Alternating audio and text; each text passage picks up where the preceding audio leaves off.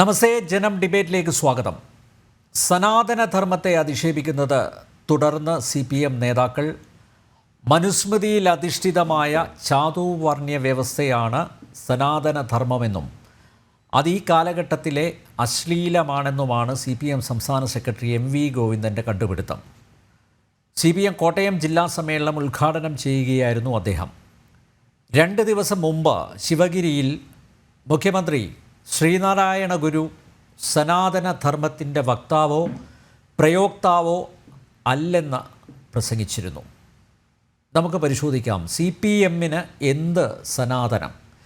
സാമൂഹ്യ രാഷ്ട്രീയ നിരീക്ഷക അഡ്വക്കേറ്റ് TG മോഹൻദാസ്, കോൺഗ്രസ് വക്താവ് ഡോക്ടർ GV ഹരി, സംവാദകൻ രാഹുൽ ഈശ്വർ എന്നിവ പങ്കെടുക്കുന്നു. അതിഥികളായ എല്ലാ അതിഥികളെയും ഈ സംവാദത്തിലേക്ക് സ്നേഹാദരങ്ങളോടെ സ്വാഗതം ചെയ്യുന്നു. ഒപ്പം പ്രേക്ഷകരെയും.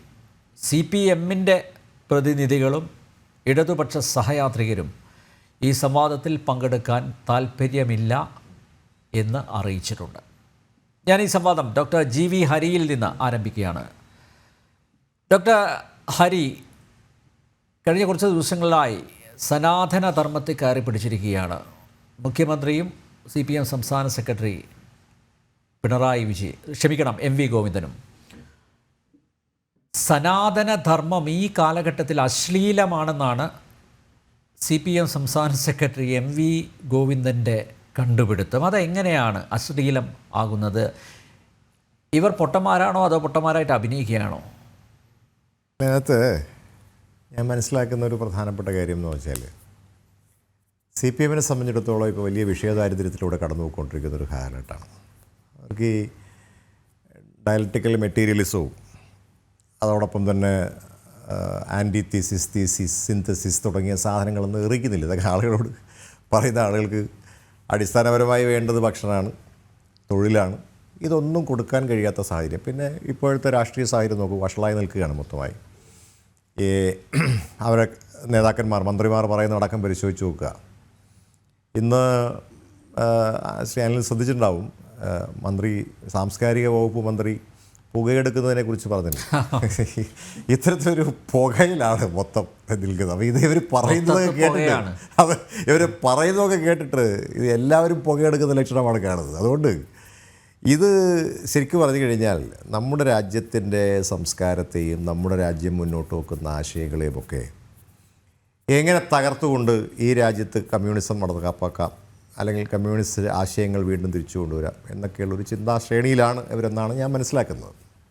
എന്തായാലും ഇതിനെക്കുറിച്ചൊരു തുടർച്ചയായ ഒരു ചർച്ച ജനം TV വയ്ക്കുന്നതിൽ ഞാൻ നിങ്ങളെ അഭിനന്ദിക്കുകയാണ്. കാരണം ഈ വിഷയം തീർച്ചയായും നമ്മൾ ഈ കാലഘട്ടത്തിൽ ചർച്ച ചെയ്യപ്പെടേണ്ട ഒരു വിഷയമാണ്. അപ്പം ഞാൻ പാർലമെൻറ്റിൽ ശ്രീ രാഹുൽ ഗാന്ധി മനുസ്മൃതി, ഇവിടെ നേരത്തെ ശ്രീ അനിൽ മനുസ്മൃതിയെക്കുറിച്ച് പറഞ്ഞതുകൊണ്ടാണ് ഞാൻ ആ വിഷയത്തിൽ കൂടി ടച്ച് ചെയ്ത് മുന്നോട്ട് പോകാം എന്ന് വിചാരിക്കുന്നത്. എന്താണ് മനുസ്മൃതി, എന്താണ് സനാതനധർമ്മം, എന്താണ്, ആരാണ് ഹിന്ദു, എന്താണ് ഹിന്ദുയിസം തുടങ്ങിയിട്ടുള്ള കാര്യങ്ങളെക്കുറിച്ചൊക്കെ വളരെ ആഴത്തിൽ പഠിച്ചിട്ടുള്ള ആളുകൾ നമുക്കിടയിലുണ്ട്. ഞാനിത് പ്രേക്ഷകർക്ക് കൂടി വേണ്ടി, അല്ലെങ്കിൽ പ്രേക്ഷകർക്ക് കൂടി മനസ്സിലാവുന്ന ഭാഷയിൽ വളരെ ലളിതമായി സനാതനധർമ്മം എന്താണ് എന്നതിനെക്കുറിച്ച് ഒരു ആമുഖം പറയുന്നത് നന്നായിരിക്കും എന്നെനിക്ക് തോന്നുന്നു. സനാതനധർമ്മവും ഹിന്ദുയിസവും തമ്മിൽ എന്തെങ്കിലും ബന്ധമുണ്ടോ, ഇങ്ങനെയൊക്കെയുള്ള പല സംശയങ്ങൾ. ഇപ്പോൾ കഴിഞ്ഞ ദിവസം ഞാൻ തന്നെ പങ്കെടുത്തൊരു ചർച്ചയിൽ നമുക്കറിയാവുന്നതുപോലെ നമ്മൾ വലിയൊരു ചർച്ച അതുമായി ബന്ധപ്പെടുത്തി കുറേ കാര്യങ്ങളിവിടെ ശ്രീ അനിലും ഒക്കെ പറഞ്ഞു കഴിഞ്ഞാൽ. അപ്പോൾ ഇവിടെ നമ്മുടെ ഈ രാജ്യത്ത് ഇതൊരു മതമാണോ, സനാതനധർമ്മമല്ലേ, അത് ഹിന്ദു മതമാണോ എന്നൊക്കെയുള്ള പല ചർച്ചകളും പല ആളുകളും ഇവിടെ മുന്നോട്ട് വെക്കുന്നുണ്ട്. ഞാൻ മനസ്സിലാക്കിയിട്ടുള്ള സനാതനധർമ്മം എന്ന് പറയുന്നത് മനുഷ്യൻ്റെ മുന്നോട്ടുള്ള പ്രയാണത്തിന് നമുക്ക് മുന്നേ കടന്നുപോയിട്ടുള്ള, നേരത്തെ അനിൽ സൂചിപ്പിച്ചതുപോലെ തലയിൽ ആളുതാമസമുള്ള അല്ലെങ്കിൽ സാംസ്കാരികമായി ചിന്തിക്കുന്ന ഒരുപാട് ആളുകൾ മുന്നോട്ട് വച്ചിട്ടുള്ള മനുഷ്യൻ്റെ സുഗമമായ ജീവിത സഞ്ചാരത്തിന് വേണ്ടി ഉണ്ടാക്കി വച്ചിരിക്കുന്ന ഒരു ഫ്രെയിം ആയിട്ടാണ് ഞാനിതിനെ കാണുന്നത്. വേറെ ഒരുപാട് അഭിപ്രായങ്ങളുണ്ടാവാം. പക്ഷേ ഒരു മനുഷ്യൻ അവൻ്റെ ഒരു 100 വർഷം, ഇപ്പോൾ നമ്മൾ പ്രധാനമായിട്ടും ഇതിനെ ഒരു മനുഷ്യൻ്റെ ജീവിതത്തെ 4 ഘട്ടങ്ങളായിട്ടാണ് കണക്കാക്കുക. അപ്പോൾ ആ ഒന്നാമത്തെ ഘട്ടത്തെ ബ്രഹ്മചര്യം എന്ന് പറയും. അതിനകത്ത് വിദ്യാഭ്യാസം ആണ് ആർജിക്കേണ്ടത്. ആ ബ്രഹ്മചര്യം കഴിഞ്ഞു കഴിഞ്ഞാൽ അവൻ ഗൃഹസ്ഥാശ്രമിയായി മാറുകയാണ്. അതായത് അവനൊരു കുടുംബജീവിതവുമായി ബന്ധപ്പെട്ട് അവൻ മുന്നോട്ട് പോകുന്നൊരു സാഹചര്യം ഉണ്ടാക്കിയെടുക്കുന്നു. അവൻ കുടുംബസ്ഥനാകുകയാണ്.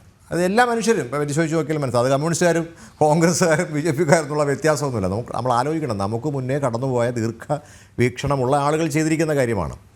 മൂന്നാമത്തത് എന്ന് പറയുന്നത് വാനപ്രസ്ഥമാണ്. അതായത് അവൻ്റെ ലൗകിക ജീവിതങ്ങളിൽ നിന്ന് പതുക്കെ ഒരു സുപ്രഭാതത്തിൽ രാവിലെ അങ്ങ് എണീറ്റ് സന്യാസിയാവാൻ പോവുകയല്ല, മറിച്ച് 25 വർഷം എടുത്തുകൊണ്ട് അവൻ പതുക്കെ മാറി അവൻ സന്യാസത്തിലേക്ക് പോകുന്നു. സന്യാസം 25 വർഷത്തോളം എടുത്ത്, അതും ഒരു 10-25 വർഷത്തോളം എടുത്തുകൊണ്ട് അവൻ മോക്ഷപ്രാപ്തിയിലേക്ക് പോകുന്നു. ഇതാണ് സങ്കല്പം. ഞാൻ ഈ സങ്കല്പമാണ് പറയുന്നത്. അപ്പം ഇതിനെ നമ്മൾ പ്രധാനമായിട്ടും 4 ഘട്ടങ്ങളാണ്. അപ്പോൾ ഒരു മനുഷ്യൻ്റെ ജീവിതത്തിന് 100 വയസ്സ് അല്ലെങ്കിൽ 100 വർഷം ഒരു മനുഷ്യൻ ജീവിച്ചിരിക്കുമെന്ന സങ്കല്പത്തിലൊക്കെയാണ് ഇത്തരത്തിലുള്ള കാര്യങ്ങൾ ഉണ്ടാക്കിയിട്ടുള്ളത്. അതോടൊപ്പം തന്നെ ഏറ്റവും പ്രധാനമായി ഒരു മനുഷ്യൻ്റെ ജീവിതത്തിൽ അവനാക്കേണ്ടതായ ധർമ്മത്തെക്കുറിച്ച്, അർത്ഥത്തെക്കുറിച്ച്, കാമത്തെക്കുറിച്ച്, മോക്ഷത്തെക്കുറിച്ചുള്ള കാര്യങ്ങളൊക്കെ പറയുന്നുണ്ട്. അപ്പം ഈ ആശ്രമങ്ങൾ, നമ്മളിതിനെ പറയുന്ന വർണ്ണാശ്രമ സമ്പ്രദായം എന്നാണ് പറയുന്നത്. അപ്പം ഈ വർണ്ണാശ്രമ സമ്പ്രദായത്തിലൂടെ എല്ലാ മനുഷ്യരും കടന്നു പോകും, അതിനകത്ത് ഒരു സംശയമൊന്നുമില്ല. അപ്പം അങ്ങനെ സനാതനധർമ്മം എന്നത് ലോകമുണ്ടായ കാലം മുതൽ ഇപ്പോഴും അതിലെ കാര്യങ്ങളാണ്. ഇനി എന്താ, ഈ സനാതനധർമ്മത്തിൽ ചില കുറവുകൾ ഉണ്ടായിട്ടുണ്ടെങ്കിൽ, അതിനകത്ത് നേരത്തെ നമ്മൾ സൂചിപ്പിച്ചതുപോലെ തെറ്റായ കാര്യങ്ങൾ ഉണ്ടായിട്ടുണ്ടെങ്കിൽ മതം തന്നെ പറയുന്നുണ്ട് അതിനകത്തുള്ളൊരു ആന്തരികമായ ശുദ്ധി അതിങ്ങനെ വരുത്തി മാറി കൊണ്ടുപോയി. ഒരു ഉദാഹരണം ഞാൻ പറയാം. കുരുതി എന്നൊരു സാധനം ഉണ്ടായിരുന്നു, ഞാൻ പെട്ടെന്ന് മനസ്സിലാകാൻ വേണ്ടി പറയാം. അപ്പോൾ കുരുതി എന്ന് പറയുന്ന സാധനം ആദ്യം മനുഷ്യനെ കുരുതി കൊടുത്തിരുന്നു, അങ്ങനെ ഉണ്ടായിരുന്നു. പിന്നെ മൃഗബലി ഉണ്ടായിരുന്നു. അതോട് കഴിഞ്ഞ് ഇപ്പോഴും നമ്മൾ അമ്പലത്തിലെ നോട്ടീസുകൾ നമ്മൾ പരിശോധിച്ച് കഴിഞ്ഞാൽ അതിന് ഗുരുസി എന്നൊരു സാധനത്തെക്കുറിച്ച് നമ്മൾ കാണാം. കുരുതി അതിനകത്ത് ചെയ്യുന്നത് ഞാൻ കണ്ടിട്ടുണ്ട്. ഗുരുസി, ഞാൻ അമ്പലത്തിൻ്റെ ഈ പരിപാടിയുടെ എല്ലാ ഉത്സവങ്ങളുടെ അവസാനം നമ്മൾ പോയി കഴിഞ്ഞാൽ ഒരു വലിയ ഉരുളിയിൽ ഒരു ചുണ്ണാമ്പ് വെള്ളം കലക്കി അതിനകത്ത് നമുക്കറിയാം ഈ കുമ്പളങ്ങ വെട്ടി അതിനകത്തേക്ക് ഇടുമ്പോൾ അത് പെട്ടെന്ന് ചുവന്ന നിറത്തിലേക്ക് പോകുന്നു. പഴയ സങ്കല്പമാണ്. അപ്പം എന്തുകൊണ്ടാണ് നമ്മൾ ഈ മനുഷ്യ ബലി അവസാനിപ്പിച്ചത്, മൃഗബലി അവസാനിപ്പിച്ചത്? എന്നാലും ചില സ്ഥലങ്ങളിൽ ഇപ്പോഴും ഉണ്ട് കേട്ടോ, ഇല്ലയെന്ന് ഞാൻ പറയുന്നില്ല. അപ്പം എന്തുകൊണ്ടാണ്? It is A renovation. നമ്മൾ റിനോവേറ്റ് ചെയ്തെടുക്കുക. നമ്മൾ പറയും നമ്മുടെ തന്നെ മതത്തിനകത്തുള്ള കുറവുകളെ തെറ്റായെടുക്കും. ഉദാഹരണത്തിന് ക്ഷേത്രപ്രവേശന വിളംബരം. എന്താണ് ക്ഷേത്രപ്രവേശന വിളംബരത്തിനകത്തുണ്ടായിട്ടുള്ള വലിയ പ്രത്യേകത എന്ന് വെച്ച് കഴിഞ്ഞാൽ ആ സനാതനധർമ്മത്തിനകത്ത് അല്ലെങ്കിൽ ഹിന്ദു ധർമ്മത്തിനകത്തുണ്ടായ തെറ്റായ കാര്യങ്ങളിൽ, ഇപ്പോൾ നമ്മൾ പറയും ചില ആളുകളെ മാറ്റി നിർത്തുന്നു. പട്ടിക്കും പൂച്ചയ്ക്കും സഞ്ചരിക്കാൻ കഴിയും, എന്നാൽ മനുഷ്യൻ അമ്പലത്തിനകത്തേക്ക് പ്രവേശിക്കാൻ കഴിയില്ല. അപ്പോൾ എന്ത് സംഭവിച്ചു? അതിൽ തന്നെ വിശ്വസിക്കുന്ന ആളുകൾ അതിനകത്ത് നിന്നുകൊണ്ടുള്ള ഉള്ളിൽ നിന്നുകൊണ്ട് തന്നെ ഒരു പരിവർത്തനത്തിലേക്ക് കൊണ്ടുപോവുകയാണ്. അതാണ് വേണ്ടത്, അതാണ് വേണ്ടിയത്. ഇപ്പം മനുഷ്യൻ്റെ കാര്യം എടുക്കാം. അപ്പം ഞാൻ എന്നൊരു വ്യക്തി എടുക്കാം. ആ വ്യക്തിയെ, ആ മനുഷ്യൻ, എനിക്കെന്തെങ്കിലും കുറവുണ്ടെങ്കിൽ ആ കുറവിനെ ഞാനാണ് പരിഹരിക്കേണ്ടത്, നാട്ടുകാരല്ല പരിഹരിക്കേണ്ടത്. അപ്പോൾ ഇവിടെ എന്താണ് ഇതൊരു ഒരു വിവാദമായി വരുന്നത് എന്താണെന്ന് ചോദിച്ചു കഴിഞ്ഞാൽ, ഞാൻ കഴിഞ്ഞ ദിവസം ഇവിടെ പറഞ്ഞു, ഇതിനകത്ത് നല്ലതുമുണ്ട് ചീത്തയുമുണ്ട്. അത് ഏത് മതത്തിലാണ് ഇതില്ലാത്തത്? എല്ലാ മതങ്ങളും നിങ്ങൾ പരിശോധിച്ച് നോക്കൂ. ഏതു മതം, അത് ഇസ്ലാം മതം നിങ്ങൾ പരിശോധിച്ച് നോക്കൂ, ഹിന്ദു മതം നിങ്ങൾ പരിശോധിക്കൂ. രാജ്യത്ത് 10 മതമുണ്ട്. ഹിന്ദുമതം, ക്രിസ്തുമതം, അതോടൊപ്പം ഇസ്ലാം മതം, ജൈനമതം, അതോടൊപ്പം തന്നെ ബുദ്ധമതം, അതോടൊപ്പം തന്നെ സൊറാസ്ട്രിയൻ മതം, പാഴ്സി മതം, അതോടൊപ്പം തന്നെ ബഹായി മതം അടങ്ങുന്ന 10 മതങ്ങളാണ് നമ്മുടെ ഭാരതത്തിലുള്ളത്. ഇതിൽ ഏത് മതങ്ങൾ എടുത്ത് നിങ്ങൾ പരിശോധിച്ച് കഴിഞ്ഞാൽ അതിനകത്ത് ഒരു കുറവുണ്ട്, അതേസമയം അതിനകത്തൊരു പോസിറ്റീവ് വശവുമുണ്ട്. അപ്പം നമ്മൾ എന്താ ചെയ്യേണ്ടത്? നല്ലതിനെ നിലനിർത്തുകയും മോശപ്പെട്ടതിനെ നമ്മൾ എന്ത് ചെയ്യുക? മാറ്റിയെടുക്കുകയും ചെയ്യുക. അതെത്രയോ കാലമായി ഇതിനകത്ത് നടക്കുന്നുണ്ട്. അത് കമ്മ്യൂണിസ്റ്റുകാരും പറഞ്ഞിട്ടല്ല നടക്കുന്നത്, ഏതെങ്കിലും CPI-ക്കാർ ഇതിപ്പോൾ അശ്ലീലമാണ്, വർത്തമാനകാലത്തെ അശ്ലീലമാണ് എന്നൊക്കെ പറയുമ്പോൾ ഹിന്ദു ധർമ്മത്തിൽപ്പെട്ടവർ അല്ലെങ്കിൽ വിശ്വസിക്കുന്നവർ കൊള്ളില്ല എന്നുള്ള ഒരു ധ്വനിയല്ലേ അതിലുള്ളത്? മാത്രമല്ല മറ്റ് മതങ്ങളിൽ നേരത്തെ പറഞ്ഞ പോലെ കുഴപ്പങ്ങളുണ്ട് അല്ലേ? പക്ഷേ അത് ചൂണ്ടിക്കാണിക്കാനും അത് വിളിച്ചു പറയാനുള്ള തൻ്റെ ഇടം ഇവർ കാണിക്കുകയോ, ഗോവിന്ദമാഷ് കാണിക്കുകയോ, പിണറായി വിജയൻ കാണിക്കുകയോ? അതിന് ഉള്ളൊരു കുഴപ്പം എന്താണെന്ന് വെച്ച് കഴിഞ്ഞാൽ, എനിക്ക് തോന്നുന്നു TG ഇതിനേക്കാളും നന്നായി പച്ചായിട്ട് പറയുന്ന ആളാണ്. അപ്പോൾ TG അത് പറഞ്ഞോളും. എന്തായാലും ഞാൻ പറയുകയാണ്, ഇതിനകത്തൊരു പ്രധാനപ്പെട്ട പ്രശ്നം, ഇതിനകത്ത് അങ്ങനെ ഒരു വോട്ട് ബാങ്ക് ഇല്ലല്ലോ. അപ്പോൾ അതാണ് ഇതിൻ്റെ ഒരു ബേസിക് പ്രശ്നം എന്ന് പറയുന്നത്. അപ്പോൾ വോട്ട് കിട്ടുകയും കിട്ടാതിരിക്കുകയും ചെയ്യുന്നതാണ് ഇതിനകത്തുള്ള അടിസ്ഥാനപരമായ പ്രശ്നം അവരെ സംബന്ധിച്ചിടത്തോളം. അല്ലാതെ ഇതിനെ നന്നാക്കിയെടുത്ത് ഈ സനാതന ധർമ്മത്തെയൊക്കെ നന്നാക്കിയെടുത്ത് ഗംഭീരാക്കി നിലങ്ങൾക്ക് തന്നെ കൊടുക്കുക എന്നുള്ള ഉദ്ദേശമൊന്നും ഇതിനകത്തുണ്ടെന്ന് എനിക്ക് തോന്നുന്നില്ല. അപ്പം ഞങ്ങളെടുക്കുന്നൊരു നിലപാടെന്താണെന്ന് പറയുക, കോൺഗ്രസ് പാർട്ടി എടുത്തിരിക്കുന്നൊരു നിലപാട് എല്ലാ മതങ്ങളുടെയും ആചാരങ്ങളും അനുഷ്ഠാനങ്ങളും നന്നായി തന്നെ മുന്നോട്ട് പോകണം എന്നതാണ് കോൺഗ്രസ് പാർട്ടിയുടെ നിലപാട്. അത് കോൺഗ്രസ് പാർട്ടി എല്ലാ കാലത്തും എടുത്തിട്ടുണ്ട്. ഇപ്പോൾ ശബരിമല വിഷയം ഉണ്ടായപ്പോൾ ശബരിമല വിഷയത്തിൽ കോൺഗ്രസ് എടുത്ത നിലപാടെന്താണ്? വിശ്വാസികൾക്കൊപ്പം നിൽക്കുക എന്നുള്ളതാണ്. അപ്പോൾ വിശ്വാസികൾക്ക്, ഞാൻ പറഞ്ഞല്ലോ, ഞാൻ കഴിഞ്ഞ ചർച്ചയിലും പറഞ്ഞാണ്, നമ്മുടെ സമൂഹത്തിൻ്റെ നിലനിൽപ്പ് തന്നെ ഒരു വിശ്വാസത്തിലാണ്. ഇപ്പം ഞാൻ പറയട്ടെ, നമ്മൾ ഏറ്റവും വലിയ വിശ്വാസം എന്താണെന്ന് അറിയാനില്ല. ഞാൻ ആലോചിച്ചിട്ട് എനിക്കറിയാം, നമ്മൾ ഈ അലാറം വയ്ക്കുന്നതാണ് ലോകത്തിലെ ഏറ്റവും വലിയ വിശ്വാസം എന്നാണ് ഞാൻ വിശ്വസിക്കുന്നത്. എന്നറിയാം, നാളെ രാവിലെ 5 മണിക്ക് നമ്മൾ എണീക്കും എന്ന് പറഞ്ഞിട്ട് നമ്മൾ അലാറം വെച്ചിട്ട് കിടക്കുകയാണ്. എന്തെങ്കിലും ഉറപ്പുണ്ടോ? എന്തുറപ്പാണുള്ളത്? ഒരുറപ്പുമില്ല. പക്ഷേ എന്താ നമ്മളത് വെക്കുന്നത്? 5 മണിക്ക് നമ്മൾ ഈ അലാറം വെക്കുന്നതിൻ്റെ കാരണം എന്താ? നമ്മൾ നാളെ എണീക്കും എന്നുള്ളത് നമ്മൾ അങ്ങനെയല്ലേ നമുക്ക് ജീവിക്കാൻ പറ്റുമോ? അയ്യോ നാളെ എന്തായാലും 5 മണിക്ക് വെക്കേണ്ട, ഞാൻ എന്തായാലും എണീക്കാൻ പോകുന്നില്ല എന്ന് പറഞ്ഞിട്ട് ആരെങ്കിലും അലാറം വെക്കാണ്ട് കിടക്കുമോ? ഇല്ല. അലാറം വെച്ചവരെല്ലാവരും എണീക്കുന്നുമില്ല. ഞാൻ പറഞ്ഞ മനസ്സിലാവുന്നുണ്ടോ? അപ്പോൾ അങ്ങനെ ഒരു വിശ്വാസത്തിൻ്റെ അടിസ്ഥാനത്തിലാണ് സമൂഹം മുന്നോട്ട് പോകുന്നത്. അങ്ങനെയല്ലേ? അങ്ങനെയാണല്ലോ. ഞാൻ പറയട്ടെ, വെള്ളക്കാറ് മാറ്റി കറുത്ത കാറാക്കിയതിൻ്റെ പിന്നിലെന്താ? വിശ്വാസമല്ലേ? ഞാൻ ആരാന്നൊന്നും പറയുന്നില്ല. വെള്ളക്കാറ് മാറ്റിയിട്ട് കറുത്ത കാർ ഉപയോഗിക്കണം എന്നൊരു ദൈവജ്ഞൻ പറഞ്ഞതനുസരിച്ച് മാറ്റിയത് ആരാണെന്നുള്ളതൊക്കെ പരസ്യമായ രഹസ്യമാണ്. വീട്ടിൽ പശു വളർത്തിയാൽ ഐശ്വര്യം ഉണ്ടാകുമെന്ന് പറഞ്ഞത് അത് സ്വാഭാവികമായിട്ട് അത് അനുസരിക്കുകയൊക്കെ ചെയ്യുന്ന ആളാരാണെന്നൊക്കെ നാട്ടിലെ മുഴുവൻ ജനങ്ങൾക്കറിയാം. രഹസ്യമായിട്ട് എല്ലാ ഇടപാടുകളും എല്ലാം നടക്കുന്നുണ്ട്. അപ്പോൾ അതാണ്. അപ്പോൾ ഗോവിന്ദൻ മാഷ് ഇങ്ങനെയൊക്കെ ഉള്ള കാര്യങ്ങൾ പൊതുസമൂഹത്തിനകത്തോട്ട് പറയുമ്പോൾ ഇതിനകത്തുള്ള ആൾ മുട്ടുമുറിക്കാൻ പോയതാരാ? ഇവിടെ എന്താണ്, നമുക്കറിയാവുന്ന പോലെ ഏറ്റവും പ്രധാനപ്പെട്ട CPM-ൻ്റെ നേതാവല്ലേ ഇത് പോയിട്ടുള്ളത്. ഇനി രസകരമായൊരു കാര്യം കൂടി ഞാൻ പറയാം കേട്ടോ. ഞാൻ പറഞ്ഞല്ലോ, ഞാൻ ഈ പത്മനാഭസ്വാമി ക്ഷേത്രത്തിൽ പോകും. അപ്പോൾ എൻ്റെ വീടിനടുത്തൊരു ലോക്കൽ കമ്മിറ്റി സെക്രട്ടറി ഉണ്ട്. ഞാൻ ഒരു ദിവസം രാവിലെ, അടുത്ത ഒരുപാട് ദിവസമൊന്നും ആയില്ല, ഒരു 2-3 ആഴ്ചയ്ക്ക് മുമ്പ് ശ്രീപത്മനാഭസ്വാമി ക്ഷേത്രത്തിൽ രാവിലെ തൊഴാൻ ഒരു 7 മണിക്ക് ഞാൻ അവിടെ ചെന്നപ്പോൾ ഇദ്ദേഹം അവിടെ ക്യൂ നിൽക്കുകയാണ്. എന്നെ കണ്ടപ്പോൾ അദ്ദേഹത്തിൻ്റെ മുഖത്തൊരു ജാള്യത. ഞാൻ സത്യസന്ധമായിട്ട് പറയാണ്, ഞാൻ താമസിക്കുന്ന വീടിൻ്റെ തൊട്ടടുത്തുള്ള പാർട്ടിയുടെ ഏറ്റവും വലിയ സജീവമായിട്ട്. അപ്പോൾ ഇതൊക്കെയാണ് ഇവർ ചെയ്യുന്നത്. ഞങ്ങൾ ചെയ്യുന്നതൊന്നുമല്ല. ഞങ്ങളെ സംബന്ധിച്ചിടത്തോളം ഞാൻ ഇന്നാളും പറഞ്ഞാണ്, ഞങ്ങൾ ഒരു തുറന്ന വിശ്വാസികളാണ്. ഞങ്ങൾ ശബരിമലയിൽ പോവും. ഞങ്ങൾ 41 ദിവസത്തെ വ്രതം എടുക്കും. ഞാൻ കോൺഗ്രസിൻ്റെ കാര്യമാണ് പറയുന്നത്. ഞങ്ങൾ മക്കയിൽ പോവും. അതോടൊപ്പം തന്നെ ഞങ്ങൾ പള്ളിയിൽ അവിടെ പരിപാടി ഉണ്ടെങ്കിൽ അവിടെ പോവും. ഇതൊക്കെ ഞങ്ങൾ ചെയ്യും. പക്ഷേ ഇവിടെ എന്താ കാണുന്നത്? ഇവിടെ കമ്മ്യൂണിസത്തിനകത്ത് അല്ലെങ്കിൽ കമ്മ്യൂണിസ്റ്റുകാരായിട്ടുള്ള ആളുകൾ ചെയ്യുന്നത് ഒന്ന് പറയുകയും മറ്റൊന്ന് പ്രവർത്തിക്കുകയും ചെയ്യും. ഇത് പാടില്ല. ഇതല്ല നമുക്ക് വേണ്ടത്. അത് സനാതന ധർമ്മം. അത് ഒരു ധർമ്മമില്ല, അതിന് ഒരു ധർമ്മവും ഇല്ല. അതാണ് രസം. അതിൽ ഏറ്റവും അധർമ്മമായിട്ടുള്ള പ്രവർത്തനമാണ് ഒന്ന് പറയുക മറ്റൊന്ന് ചെയ്യുക എന്ന് പറയുന്നത് ഏറ്റവും അധർമ്മമായിട്ടുള്ള പ്രവർത്തനമാണ്. അപ്പം നോക്കൂ, ഞാൻ ഈ പറഞ്ഞു വന്നതാണ്, സനാതന ധർമ്മം എന്ന് പറയുന്നത് ലോകത്തിന് തന്നെ മാതൃകയായിട്ടുള്ള ഒന്നായിട്ടാണ് ഞാൻ അതിനെ വിലയിരുത്തുന്നത്. കാരണം ഒരു മനുഷ്യൻ്റെ ജീവിതം ഏറ്റവും മെച്ചപ്പെട്ട രീതിയിൽ എങ്ങനെ മുന്നോട്ട് കൊണ്ടുപോകാമെന്ന് നമുക്ക് മുന്നേ ജീവിച്ച ആളുകൾ എഴുതി വച്ചിരിക്കുന്ന പറഞ്ഞു തന്നിട്ടുള്ളതായിട്ടുള്ള അത് 3 തരത്തിൽ നമുക്ക് എത്തുക. ഒന്ന് ശ്രുതി, കേട്ടിട്ട് ഇല്ലേ. രണ്ടാമത് സ്മൃതി, നമ്മുടെ ഓർമ്മകളിൽ നിന്ന്. മൂന്നാമത്തത് അനുഭവം. അപ്പം ഞാൻ ഈ സമൂഹശാസ്ത്രത്തിൽ ഇതിനെക്കുറിച്ച് ട്രഡീഷനെക്കുറിച്ച് SC ഡ്യൂബെ എന്ന് പറഞ്ഞിട്ടൊരു സമൂഹശാസ്ത്രജ്ഞനുണ്ട്. അദ്ദേഹം രാജ്യത്തെ ഇന്ത്യൻ ട്രഡീഷനെക്കുറിച്ച് വളരെ ആഴത്തിൽ ഗവേഷണം നടത്തിയിട്ടുള്ള ആളാണ് SC ഡ്യൂബെ എന്ന് പറഞ്ഞിട്ടുള്ള ആൾ. അയാൾ ഇന്ത്യൻ സോഷ്യോളജിസ്റ്റായിരുന്നു. അയാൾ പറഞ്ഞിട്ടുള്ളതാണ് ഇതിനകത്തൊരു വളരെ പ്രധാനപ്പെട്ട കാര്യം. എങ്ങനെയാണ് ഈ ട്രഡീഷൻസ് നമ്മളിലേക്ക് എത്തുക? So traditions comes through 3 things. 1 is through Shruti, 2 is through Smritis, and 3 is through Anubhava. അപ്പോൾ ഡയറക്റ്റ് എക്സ്പീരിയൻസ് ആണ്. ഇപ്പോൾ ഞാൻ ഒരു ഉദാഹരണം പറയാം. ഓണം എന്താ, നമ്മൾ എല്ലാ വർഷവും ഓണം എങ്ങനെയാണ് എന്തുകൊണ്ട് ആഘോഷിക്കുന്നത്? നമുക്കിത് എങ്ങനെയാണ് ഇത് കിട്ടിയത്? ഇപ്പോൾ മാവേലി നാടുവാണിടും കാലം മാനുഷരെല്ലാവരും ഒന്നുമല്ല. ഈ പാട്ട് എനിക്കും അറിയാം, TGക്കും അറിയാം, അനിലിനും അറിയാം, ഇവിടുത്തെ ക്രിസ്ത്യാനിക്കും അറിയാം, ഇവിടുത്തെ ഹിന്ദുവിനും അറിയാം. എങ്ങനെ വന്നു? It is through Shruti, it is through Smriti. ഈ ശ്രുതിയിലുള്ളത് നമ്മുടെ സ്മൃതിയിലുണ്ടാവും. സ്മൃതിയിൽ കൂടാതെ ഇത് കൂടാതെ നമുക്ക് ഒരു ഡയറക്റ്റായിട്ടൊരു എക്സ്പീരിയൻസ് കൂടി നമുക്ക് കിട്ടുമ്പോൾ അത് നമ്മൾ ഉറപ്പിക്കുകയാണ്. അപ്പോൾ നോക്കൂ, അപ്പോൾ നമുക്ക് മുന്നേ കടന്നു പോയിട്ടുള്ള നമ്മുടെ മുൻഗാമികളായിട്ടുള്ള ആളുകൾ അവരുടെ എക്സ്പീരിയൻസിൽ നിന്ന് ഉണ്ടാക്കി വെച്ചിട്ടുള്ള ഏറ്റവും മനോഹരമായൊരു കാര്യമുണ്ട്. ഇനി അതിനകത്ത് കുറവുണ്ടെങ്കിൽ നിങ്ങൾ എന്ത് ചെയ്യുക? നിങ്ങൾ തിരുത്തിക്കോ. നിങ്ങളത് തിരുത്തി മുന്നോട്ട് പോക്കോ. പറഞ്ഞോ, എങ്ങനെ പറയണം? അടച്ചാക്ഷേപിക്കുകയല്ല ചെയ്യേണ്ടത്. നിങ്ങൾ അതിനകത്തൊരു തിരുത്തു വരുത്താനാണ്. ഇപ്പം ജനാധിപത്യത്തിൻ്റെ വക്താക്കളാണ് ഞങ്ങളെന്ന് പറയും, എപ്പോഴും പ്രസംഗത്തിൽ പറയുന്നുണ്ട്. എന്താ ജനാധിപത്യത്തിൻ്റെ പ്രത്യേകത? ജനാധിപത്യത്തിൻ്റെ ഒരു വലിയ പ്രത്യേകത എന്ന് പറയുന്നത്, നിങ്ങൾക്കൊരു കുറവുണ്ട് അല്ലെങ്കിൽ എൻ്റെ ഒരു സുഹൃത്തിനൊരു കുറവുണ്ടെങ്കിൽ ഞാൻ ആ കുറവ് അയാളോട് വളരെ ഇതായിട്ട് പറഞ്ഞു കൊടുക്കുക എന്നുള്ളതാണ്. എന്തിനു വേണ്ടിയിട്ടാണ്? അയാളെ തിരുത്താൻ വേണ്ടിയിട്ടാണ്. അപ്പം ഈ സനാതന ധർമ്മത്തിൽ നിങ്ങൾക്കൊരു കുറവുണ്ടെങ്കിൽ നിങ്ങളതിനെ അടച്ചാക്ഷേപിക്കുകയല്ല വേണ്ടത്, മറിച്ച് നിങ്ങൾ അതിനകത്തുള്ള തെറ്റുകൾ തിരുത്തി കൊടുക്കുക എന്നുള്ളതാണ്. ഉദാഹരണത്തിന് ഞാൻ NSS ജനറൽ സെക്രട്ടറി പറഞ്ഞത് തന്നെ ആവർത്തിക്കുകയാണ്.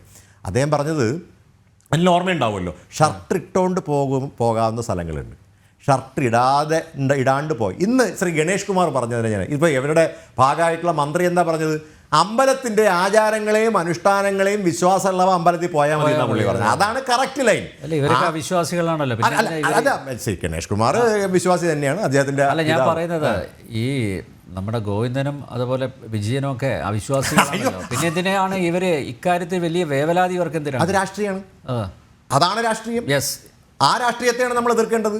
തീർച്ചയായും. അപ്പോൾ തെറ്റായിട്ടുള്ള സമീപനമാണ്. അപ്പോൾ അതുകൊണ്ട് നമ്മളിത് TG മുന്നോട്ട് കൊണ്ടുപോകാം.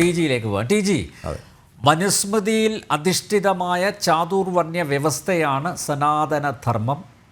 ഈ കാലഘട്ടത്തിലെ അശ്ലീലമാണ് അത് എന്നാണ് പറഞ്ഞിരിക്കുന്നത് ഗോവിന്ദൻ മാഷ്.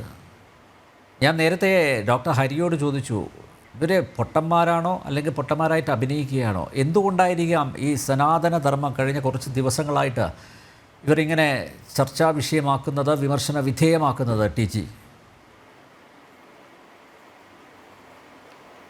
അത് പിണറായി വിജയനാണല്ലോ അത് ആദ്യം പറഞ്ഞത്. അതിനെ സ്വാഗതം ചെയ്ത ടീം ഏതാണെന്ന് നോക്കിക്കഴിഞ്ഞാൽ അവരാണ് ഇതിൻ്റെ ഗുണഭോക്താക്കൾ എന്ന് മനസ്സിലാവും. അതിനെ ചാടിക്കേറി സ്വാഗതം ചെയ്തത് SDPI ആണ്. അപ്പോൾ ആരുടെ വോട്ടിന് വേണ്ടിയിട്ടാണ് ഈ പ്രസംഗം എന്നുള്ളത് സുവ്യക്തമാണ്. ഈ സനാതനധർമ്മം ചുക്കാണോ ചുണ്ണാമ്പാണോ എന്നൊന്നും പിണറായി വിജയൻ അറിഞ്ഞുകൂടാ. അദ്ദേഹത്തിന് അറിഞ്ഞുകൂടാന്ന് അദ്ദേഹത്തിനും അറിയാം, നമുക്കും അറിയാം. MV ഗോവിന്ദനും ഈ സനാതനധർമ്മം എന്താണെന്നൊന്നും അറിഞ്ഞുകൂടാ. ആരും ഇതൊന്നും അന്വേഷിക്കാറില്ല. നമ്മളൊക്കെ അങ്ങ് ജീവിച്ചു പോവുകയാണല്ലോ ഒരു മര്യാദയ്ക്കൊക്കെ. ആ 4 പേര് കേട്ടാൽ മുഖം ചുളിക്കാത്ത രീതിയിൽ ജീവിച്ചു പോകുന്നതിന് നമുക്ക് സനാതനധർമ്മം എന്ന് പറയാം. നമ്മളാരും അന്യൻ്റെ മുതൽ അപഹരിക്കാൻ പോകാറില്ല, ആരെയും ഉപദ്രവിക്കാൻ പോകാറില്ല. ഇങ്ങോട്ട് ആരെങ്കിലും ഉപദ്രവിച്ചു കഴിഞ്ഞാൽ വല്ല പോലീസിലും പരാതി കൊടുക്കും എന്നുള്ളതല്ലാതെ അവൻ്റെ വീട് കയറി തല്ലാനോ പിടിക്കാനോ നമ്മൾ പോകാറില്ല. ഇങ്ങനെയൊക്കെയാണ് സാധാരണ മനുഷ്യൻ ജീവിച്ച് മരിച്ചു പോകുന്നത്. ഇതൊക്കെയാണ് സനാതനധർമ്മത്തിൻ്റെ അനുഷ്ഠാനം. ഇപ്പോൾ ഇത് അശ്ലീലമാണ് എന്ന് പറഞ്ഞു കഴിഞ്ഞാൽ സാധാരണ മനുഷ്യരെല്ലാവരും തന്നെ കാഴ്ചയിൽ അശ്ലീലമാണ്, അശ്ലീകരമാണ് എന്ന് ഗോവിന്ദൻ മാഷ് പറയുന്നു എന്നാണ് അർത്ഥം. എന്നാൽ ഇതാണ് താൻ പറയുന്നതെന്ന് ഗോവിന്ദൻ മാഷിന് ബോധ്യമില്ല. കാരണം ഇത് രാഷ്ട്രീയമായ ഉപയോഗമാണല്ലോ. ഹിന്ദുവിനെ ഉപദ്രവിക്കുക, സനാതനധർമ്മം അല്ലെങ്കിൽ നാരായണ ഗുരു പോട്ടെ മനുസ്മൃതി, ഇതിനെയൊക്കെ ആക്രമിക്കുമ്പോൾ ഹിന്ദുക്കളെ ആക്രമിക്കുന്നു എന്നാണ് ഭാവം. അത് അപ്പുറത്തുള്ളവർ മനസ്സിലാക്കുന്നതും അങ്ങനെയാണ്. ഹിന്ദു സമൂഹത്തിന് ഒരു കൊട്ട് കിട്ടി, അപ്പോൾ അവർക്ക് സന്തോഷമാകും, അവരുടെ വോട്ട് കിട്ടും. ഇത്രയേ ഉള്ളൂ. നമ്മുടെ ഈ ക്യാരംസിലുണ്ടല്ലോ, ക്യാരംസ് കളിക്കുമ്പോൾ നമ്മൾ ഒരു കോയിന് നേർക്കല്ല അടിക്കുന്നു, അതിൻ്റെ എതിർദിശയിലടിച്ചിട്ട് അത് തിരിച്ചു വന്നിട്ട് ഈ കോയിനെ തട്ടി കുഴിയിലാക്കും. അപ്പോൾ ഈ അടിക്കുന്ന അടി ഹിന്ദുവിൻ്റെ നേർക്കാണ്, പക്ഷേ മുസ്ലിമിൻ്റെ വോട്ടാണ് CPMൻ്റെ കുഴിയിൽ വീഴുമെന്ന് അവർ പ്രതീക്ഷിക്കുന്നത്. ഇപ്പോൾ ഈ പഞ്ചായത്ത് തിരഞ്ഞെടുപ്പിൽ അതിൻ്റെ ഫലം വന്നു കഴിഞ്ഞാൽ ഈ ഫലം CPMന് എതിരായി എന്ന് വയ്ക്കുക പരക്കെ. അപ്പോൾ പിണറായി വിജയനും MV ഗോവിന്ദനും എല്ലാം നിലപാട് മാറ്റി. അന്ന് ഗോവിന്ദൻ പറയും, അതെ അന്ന് ഞാനത് പറഞ്ഞതാണ്, അത് RSSകാർ പറഞ്ഞുകൊണ്ട് നടക്കുന്ന സനാതനധർമ്മം അത് അശ്ലീലമാണെന്നാണ് ഞാൻ പറഞ്ഞത്. അല്ലാതെ ബേസിക്കലി സനാതനധർമ്മം മോശമാണെന്ന് ഞാൻ പറയില്ല. ഇത് പറയും. കാരണം ഇവർ ഈ തിരുത്തു വരുത്തുന്നത് പലപ്പോഴും പരസ്യമായിട്ടൊന്നുമല്ല. അതിന് ഈ ശബരിമല വിഷയമാണ് ഉദാഹരണം. ശബരിമലയിൽ എൻ്റെ നിലപാടിരിക്കട്ടെ, അത് നമ്മൾ ചർച്ച ചെയ്യേണ്ട കാര്യമില്ല, ഞാനൊരു വ്യക്തിയാണല്ലോ. ബട്ട് ഈ സാധനം ഇപ്പോഴും 10നും 50നും ഇടയ്ക്കുള്ള യുവതികൾക്ക് പ്രവേശനമില്ല എന്ന് പറഞ്ഞിട്ട് ദേവസ്വം ബോർഡ് വെബ്സൈറ്റിലും എഴുതി വെച്ചു. എന്തുകൊണ്ട്? ഇപ്പം എന്താ സുപ്രീം കോടതി വിധി റദ്ദായിപ്പോയോ? അതോ സുപ്രീം കോടതി വിധി ആരെങ്കിലും സ്റ്റേ ചെയ്തോ? ഇല്ലല്ലോ. ഇതിനകത്ത് റിവ്യൂ വേണോ വേണ്ടയോ എന്നുള്ള ഇഷ്യൂ വിശാല ബെഞ്ചിന് വിട്ടിരിക്കുകയാണ്. ആ വിശാല ബെഞ്ചിന് വിട്ടുകൊണ്ടുള്ള ഉത്തരവിൽ തന്നെ അവർ വ്യക്തമായിട്ട് പറഞ്ഞു, ഞങ്ങളുടെ ജഡ്ജ്മെൻറ്റ് സ്റ്റേ ചെയ്തിട്ടില്ല, ഇറ്റ് ഈസ് സ്റ്റിൽ ഓപ്പറേറ്റീവ്. പക്ഷേ പിണറായി വിജയൻ സ്റ്റേ ചെയ്തു. എന്താ കാരണം? പൊതുജനങ്ങൾ മുഴുവൻ എതിരായി. പാർട്ടിക്ക് ഒരേ ഒരു സീറ്റേ കിട്ടിയുള്ളൂ. BJP ഒരുപാട് കഷ്ടപ്പെട്ടു, പാവം. കോൺഗ്രസ്സിന് ബെനിഫിറ്റും കിട്ടി. മണ്ണും ചാരി നിന്നവൻ പെണ്ണും കൊണ്ടുപോയി എന്ന് പറഞ്ഞ പോലെ കോൺഗ്രസ്സുകാർ ഇതിൻ്റെ ഈ സമരത്തിൻ്റെ ഗുണഭോക്താക്കളായിട്ട് മാറി. ബൈ ഡിഫോൾട്ട്, അവരുടെ ഒരു ഡിസൈനൊന്നും ആയിരുന്നില്ല അത്, ബൈ ഡിഫോൾട്ട് അങ്ങനെയായി. കാരണം പിണറായിയെ തോൽപ്പിക്കണമെങ്കിൽ കോൺഗ്രസ്സിന് വോട്ട് ചെയ്യുക എന്നുള്ളതാണ്. BJP ആയി വരുന്നില്ലേ ഉള്ളൂ. ഈ ദൃഷ്ടിയിൽ ജനങ്ങൾ കോൺഗ്രസ്സിന് വോട്ട് ചെയ്തു. സംഭവം എന്തും ആയിക്കോട്ടെ, പിണറായിക്ക് അടി കിട്ടിയതിന് ശേഷം പിണറായി നവോത്ഥാനം അതിൽ വല്ലതും നടത്തിയിട്ടുണ്ടോ? ഇല്ല. ശബരിമലയിൽ എന്തുകൊണ്ടാണ് 10നും 50നും ഇടയ്ക്കുള്ള സ്ത്രീകളെ കയറ്റാത്തത്? ആർക്കും അറിയില്ല, ആരും അത് ചോദിക്കുന്നുമില്ല. ചോദിച്ചാൽ പിണറായി വിജയൻ പ്രതിരോധത്തിലാകും. കാരണം ആ വിധി ഇപ്പോഴും നിലനിൽക്കുന്നു. ഇങ്ങനെയാണ് രാഷ്ട്രീയക്കാരുടെ കളി. ഇപ്പോൾ ഇത് പറഞ്ഞു, സനാതനധർമ്മം അശ്ലീലമാണെന്ന് പറഞ്ഞു. പഞ്ചായത്ത് തിരഞ്ഞെടുപ്പിൽ ഒരു 10-25 മുനിസിപ്പാലിറ്റിയും ഒരു 100 പഞ്ചായത്തും കയ്യിൽ നിന്ന് പോയി കഴിയുമ്പോൾ ഇത് നേരെ തിരിച്ചു പറയും, ഞാൻ അങ്ങനെയല്ല ഇങ്ങനെയാണ് പറഞ്ഞതെന്ന് പറയും. അപ്പോൾ അനിൽ നമ്പ്യാരെ പോലെയുള്ള പത്രപ്രവർത്തകർ എന്ത് ചെയ്യും? ഒരു ചോദ്യം കൂടെ ചോദിക്കാൻ പറ്റുമോ? പറ്റില്ല. 1-2 തവണ നിങ്ങൾ ചോദിക്കും, പിന്നെ അത് വിടും. നാട്ടുകാരിത് മറക്കും. ഇതാണ് രാഷ്ട്രീയം. ഞാൻ പറയുന്നത് കുറേ കാലമായി NSS ആണെങ്കിലും ശിവഗിരി മഠമാണെങ്കിലും ഈ രാഷ്ട്രീയക്കാരെ, അവരേത് പാർട്ടിയുമായിക്കോട്ടെ, അവരെ ഇങ്ങനെ ഇതിൻ്റെ ഉദ്ഘാടനത്തിനൊന്നും വിളിക്കരുത്. സാമൂഹ്യ പ്രസ്ഥാനങ്ങളാണ് രണ്ടും. ശിവഗിരി മഠം ആധ്യാത്മിക സ്ഥലവും കൂടെയാണ്. എന്തിനാണ് രാഷ്ട്രീയക്കാരെ വിളിക്കുന്നത്? രാഷ്ട്രീയക്കാരെ വിളിച്ചാൽ അവരത് ഉപയോഗിക്കുന്നുള്ളത് വ്യക്തമാണ്. രമേശ് ചെന്നിത്തലയെ നിങ്ങൾ NSSൻ്റെ ഉദ്ഘാടനത്തിന് വിളിക്കുമ്പോൾ അതൊരു മെസ്സേജായില്ലേ? രമേശ് ചെന്നിത്തല മുഖ്യമന്ത്രിയാവാനായിട്ട് ശ്രമിക്കുന്നു, അതിൻ്റെ പേരിലാണ് അടുത്ത സമസ്തയുടെ യോഗത്തിൽ പോകാൻ പോകുന്നു. അപ്പോൾ ഇത് കേൾക്കുമ്പോൾ VD സതീശൻ്റെ ഒരു വിഷമം, ചേട്ടാ എൻ്റെ മുഖ്യമന്ത്രി സ്ഥാനം പോകുമോ? ഇങ്ങനെയൊക്കെയുള്ള രാഷ്ട്രീയ പ്രശ്നങ്ങളുടെ തുടക്കം പലപ്പോഴും നിഷ്കളങ്കം എന്ന് നമ്മൾ വിചാരിക്കുന്ന ഇതുപോലത്തെ യോഗങ്ങളിൽ നിന്നാണ്. ആ യോഗത്തിൽ തന്നെ നോക്കൂ, ഇപ്പോൾ സച്ചിദാനന്ദ സ്വാമി ശിവഗിരിയിൽ പ്രസംഗിച്ചു. സച്ചിദാനന്ദ സ്വാമി ശിവഗിരിയിൽ പ്രസംഗിച്ചതിനെ വിമർശിക്കാൻ സുകുമാരൻ നായർ NSSൻ്റെ സമ്മേളനം ഉപയോഗിക്കാമായിരുന്നു. പാടില്ല എന്നാണ് എനിക്ക് തോന്നുന്നത്. അദ്ദേഹത്തിനൊരു എതിരഭിപ്രായം ഉണ്ടാകുന്നതിൽ തെറ്റൊന്നുമില്ല. പക്ഷേ ആ വേദി അതിന് ഉപയോഗിക്കരുതായിരുന്നു. ശിവഗിരി മഠത്തെ അദ്ദേഹത്തിന് വിമർശിക്കാം, സച്ചിദാനന്ദ സ്വാമികളെ വിമർശിക്കാം. പക്ഷേ ഇതിനൊക്കെ ഒരു മര്യാദയും സ്ഥലകാല ബോധവും ഒക്കെ വേണം. അതില്ലാതെ അദ്ദേഹം കയറി പ്രതികരിച്ചു. ഭാഗ്യവശാൽ സച്ചിദാനന്ദ സ്വാമി ഒരു ആധ്യാത്മിക ജീവിതം നയിക്കുന്ന ആളായതിനാൽ അദ്ദേഹം ക്ഷോഭിച്ചില്ല എന്നേ ഉള്ളൂ. മറ്റാർക്കാണെങ്കിലും ക്ഷോഭം വരും. ഇത് പറയാൻ നിങ്ങളാരാ എന്നൊക്കെ ചോദിക്കുമ്പോൾ സ്വാഭാവികമായിട്ട് നിങ്ങളാരാ എന്ന് തിരിച്ച് ചോദിക്കൂല. അദ്ദേഹം അത് ചോദിച്ചില്ല. കാരണം അദ്ദേഹം ഹൈലി സിവിലൈസ്ഡ് ആയിട്ടുള്ള ഒരു സന്യാസിയായതുകൊണ്ട്. പ്രശ്നം ഇതൊക്കെ വരുന്നത് ഈ രാഷ്ട്രീയക്കാരെ ഇതിനൊക്കെ ക്ഷണിക്കുന്നതുകൊണ്ടാണ്. വാസ്തവത്തിൽ ഇവിടെ ശിവഗിരി മഠത്തിൽ ഇപ്പോൾ മോദിയാണ് വന്നതെന്ന് വെച്ചോ, ഈ പറയുന്ന എല്ലാവരും കൂടെ ശിവഗിരി മഠത്തെ കാവ്യവൽക്കരിക്കുന്നു, വർഗീയത പരത്തുന്നു, അങ്ങനെ പറയുന്നു, ഇങ്ങനെ ചെയ്യുന്നു എന്നൊക്കെ പറഞ്ഞിട്ട് സച്ചിദാനന്ദ സ്വാമിയെ റോട്ടിൽ പിടിച്ചു നിന്നിട്ട് തല്ലിയേനെ ഇവരല്ല. കോൺഗ്രസ്സുകാരും കമ്മ്യൂണിസ്റ്റുകാരും രണ്ടുപേരും കൂടും ഇതിന്, അല്ലേ? ഇപ്പോൾ പിണറായി വിജയൻ ആയതുകൊണ്ട് കോൺഗ്രസ്സുകാർക്ക് അത്ര ക്ഷോഭം ഉണ്ടായില്ല. പകരം നരേന്ദ്രമോദി ആയിരുന്നെങ്കിലോ, എൻ്റെ ദൈവമേ, വഴി നടക്കാൻ പറ്റുമോ? നരേന്ദ്രമോദി ഗുജറാത്ത് മുഖ്യമന്ത്രി ആയിരുന്നപ്പോൾ ഒരിക്കൽ ശിവഗിരിയിൽ വന്നു. അന്ന് എന്തായിരുന്നു മേളം! ഒയ്യോ, ആർ ശങ്കറിൻ്റെ പ്രതിമ അനാച്ഛാദനം ചെയ്യാനായിട്ട് മോദി വരുന്നു എന്ന് പറഞ്ഞിട്ട് തല്ലിക്കൊന്നില്ലെന്നേ ഉള്ളൂ ഇവിടെ. പിന്നെ അങ്ങേർക്ക് പിന്നെ ഇസഡ് കാറ്റഗറി സെക്യൂരിറ്റിയും ഇപ്പോൾ SPG സെക്യൂരിറ്റിയൊക്കെ ഉള്ളതുകൊണ്ട് കോൺഗ്രസിൻ്റെയും കമ്മ്യൂണിസ്റ്റ് പാർട്ടിയുടെയും തല്ല് കിട്ടിയില്ല എന്നേ ഉള്ളൂ. ഈ ഏർപ്പാട് ശിവഗിരി മഠവും അവസാനിപ്പിക്കേണ്ട കാലമായിരിക്കുന്നു. രാഷ്ട്രീയക്കാരെ അവരേത് സ്ഥാനത്തിരിക്കുന്നവരാണ്, പ്രധാനമന്ത്രി ആയിക്കോട്ടെ, മുഖ്യമന്ത്രി ആയിക്കോട്ടെ, വെറും മന്ത്രി ആയിക്കോട്ടെ, അല്ലെങ്കിൽ വെറും രാഷ്ട്രീയക്കാരനായിക്കോട്ടെ, അവരുടെ ആവശ്യമില്ല ഇത്തരം സ്ഥലത്ത്. കാരണം അവർ വന്നു കഴിഞ്ഞാൽ അവരെ കുറ്റം പറഞ്ഞിട്ട് കാര്യമില്ല. 24 മണിക്കൂർ അവരുടെ തലയിൽ രാഷ്ട്രീയമാണ്. അപ്പോൾ അതുകൊണ്ട് അവർ രാഷ്ട്രീയ ലാക്ക് നോക്കി പലതും സംസാരിക്കും. ആ സംസാരിക്കുന്നത് നാരായണ ഗുരുവിന് രാഷ്ട്രീയം സംസാരിച്ചോട്ടെ, പക്ഷേ അടിസ്ഥാനരഹിതമായിട്ടുള്ള കാര്യങ്ങൾ ആവർത്തിക്കേണ്ടതുണ്ടോ എന്നുള്ളതാണ്. അതായത് പറഞ്ഞത് വിമർശിക്കപ്പെട്ടു, അത് തിരുത്താൻ നോക്കുന്നില്ല, ഞാൻ പറഞ്ഞതാണ് ശരി എന്ന നിലപാടിൽ ഉറച്ചു നിൽക്കുന്നു. അത് ശരിയായ രീതിയാണോ? അല്ല, ഏതെങ്കിലും രാഷ്ട്രീയക്കാരനുണ്ടോ ഞാൻ പറഞ്ഞത് തെറ്റായിപ്പോയി എന്ന് പറഞ്ഞ് പിൻവലിച്ച ആൾ? ഇല്ല. അത്യപൂർവം നിയമസഭയിലോ ലോക്സഭയിലോ ഒക്കെ ചില വാക്കുകൾ ഉപയോഗിക്കുമ്പോൾ സ്പീക്കർ ആ വാക്ക് മോശമാണെന്ന് പറയുമ്പോൾ ആ വാക്ക് പിൻവലിക്കാറൊക്കെയുണ്ട്. അല്ലാതെ പറഞ്ഞ കാര്യം തിരുത്തി പറഞ്ഞ ഒരു രാഷ്ട്രീയക്കാരനെയും എൻ്റെ ഓർമ്മയിലില്ല. പറയില്ല അവർ. കാരണം അതൊക്കെ അവരുടെ പ്രസ്റ്റീജ് ഇഷ്യൂ അല്ലേ. ഇപ്പോൾ പിണറായി വിജയൻ തിരുത്തി പറഞ്ഞു എന്ന് വെച്ചോ, എല്ലാവരും കൂടെ ചേർന്ന് എന്ത് പറയും? പിണറായി മുട്ടുകുത്തി കണ്ടോ, ഇങ്ങനെയൊക്കെ പറയും. സനാതനധർമ്മത്തോട് കളിച്ചാൽ ഇങ്ങനെയിരിക്കും എന്നൊക്കെ പറയും. അതുകൊണ്ട് ഒരു കാരണവശാലും രാഷ്ട്രീയക്കാരൻ സ്വന്തം പ്രസ്താവന പിൻവലിക്കുകയോ തിരുത്തി പറയുകയോ ചെയ്യും. അയാൾ തെരഞ്ഞെടുപ്പിൽ തോറ്റു കഴിഞ്ഞാൽ ഞാൻ അതല്ല ഉദ്ദേശിച്ച് ഇതല്ല ഉദ്ദേശിച്ച് ഞാൻ പറഞ്ഞതാണ്, പക്ഷെ ഞാൻ അർത്ഥമാക്കിയത് ഇങ്ങനെയാണെന്നൊക്കെ പറഞ്ഞ് വിശദീകരിച്ച് ഉരുണ്ട് കളിക്കും. അതല്ലാതെ പിൻവലിക്കുന്ന പ്രശ്നമില്ല.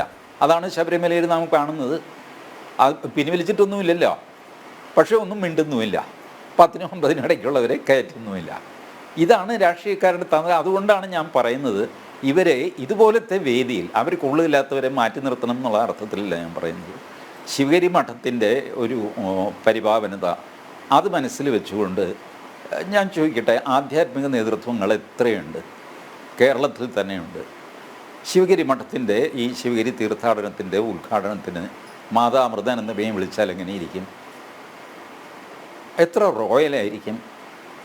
അതേസമയം ജഗ്ഗി വാസുദേവനെ വിളിച്ചാൽ എത്ര ഗംഭീരമായിരിക്കും.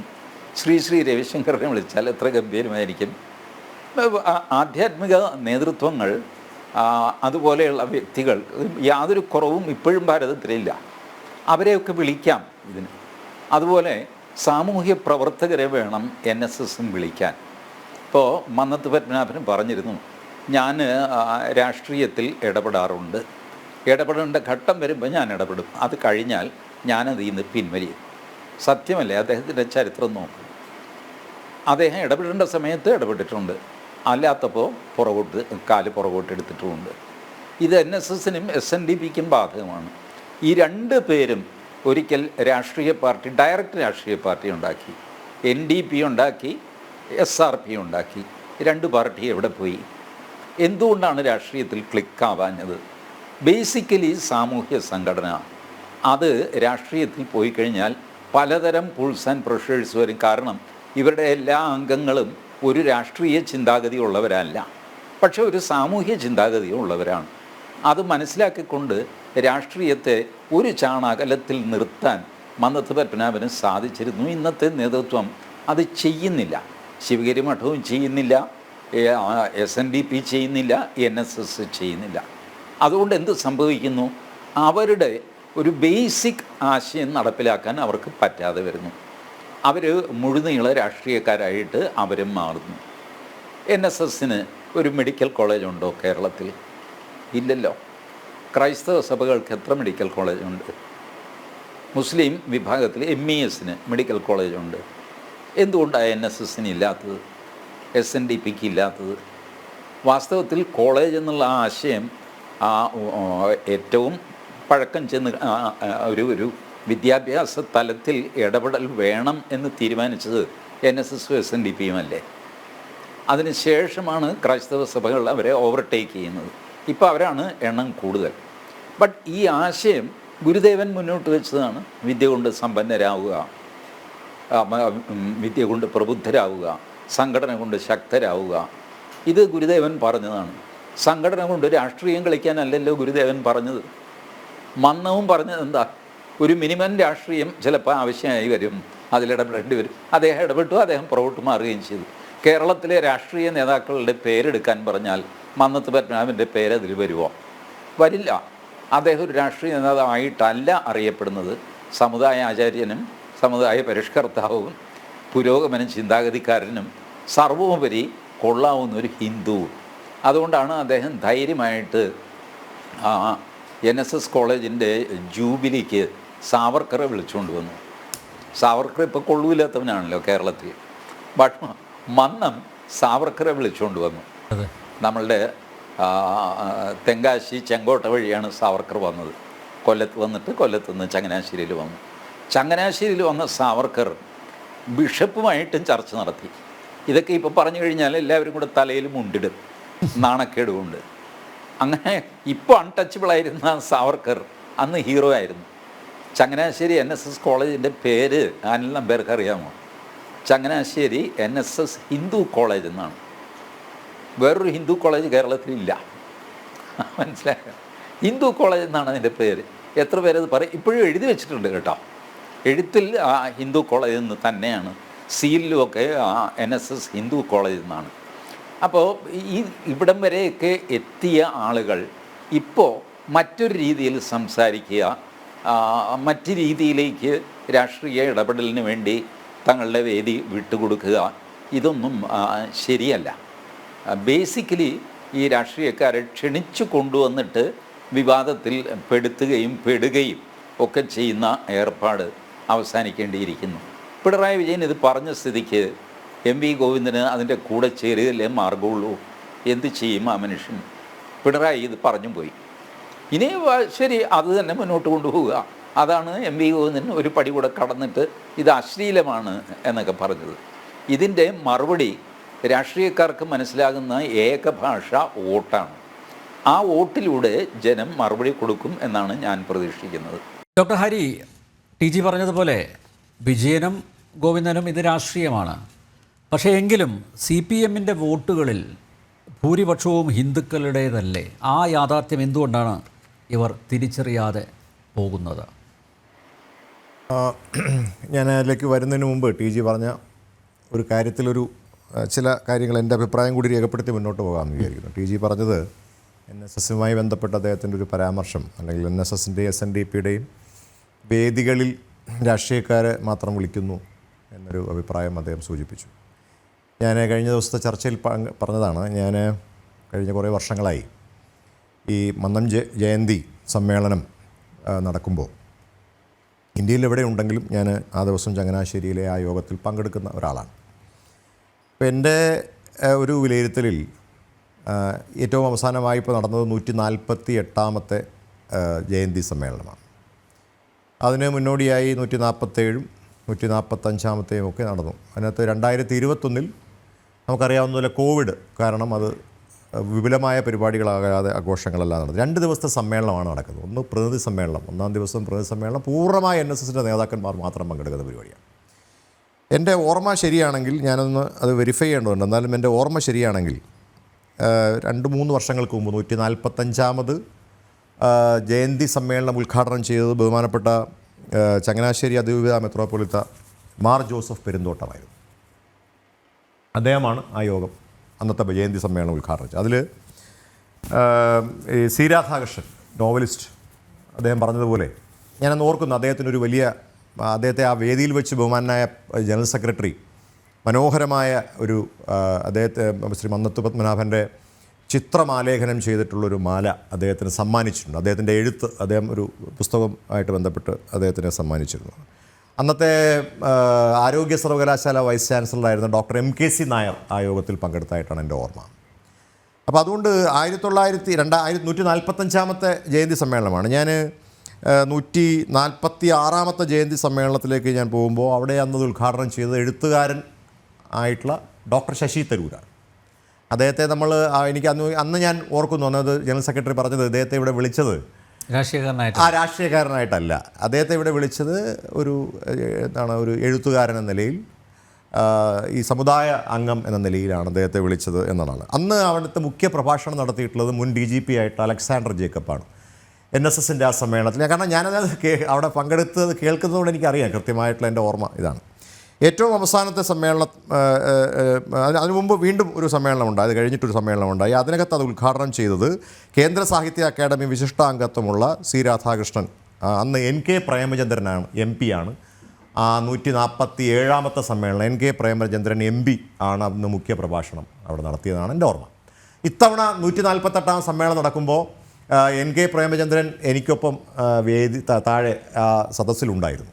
അദ്ദേഹം അവിടെ ഉണ്ട്. അവരെല്ലാം സ്ഥിരമായി അവിടെ വരുന്നതാണ്, എന്നെപ്പോലെ ഒരുപാട് ആളുകൾ അവിടെ വരുന്നുണ്ട്. അല്ല ഡോക്ടർ ഹരി, ഇപ്രാവശ്യം പലരും പറഞ്ഞു KPCC സമ്മേളനം നടന്ന പോലെ ഉണ്ടായിരുന്നു. അല്ല, ഒന്നുമില്ല, അതൊക്കെ നിങ്ങൾ പറയുന്നതല്ലേ, ഞാൻ കാണുന്നതല്ല കാര്യം.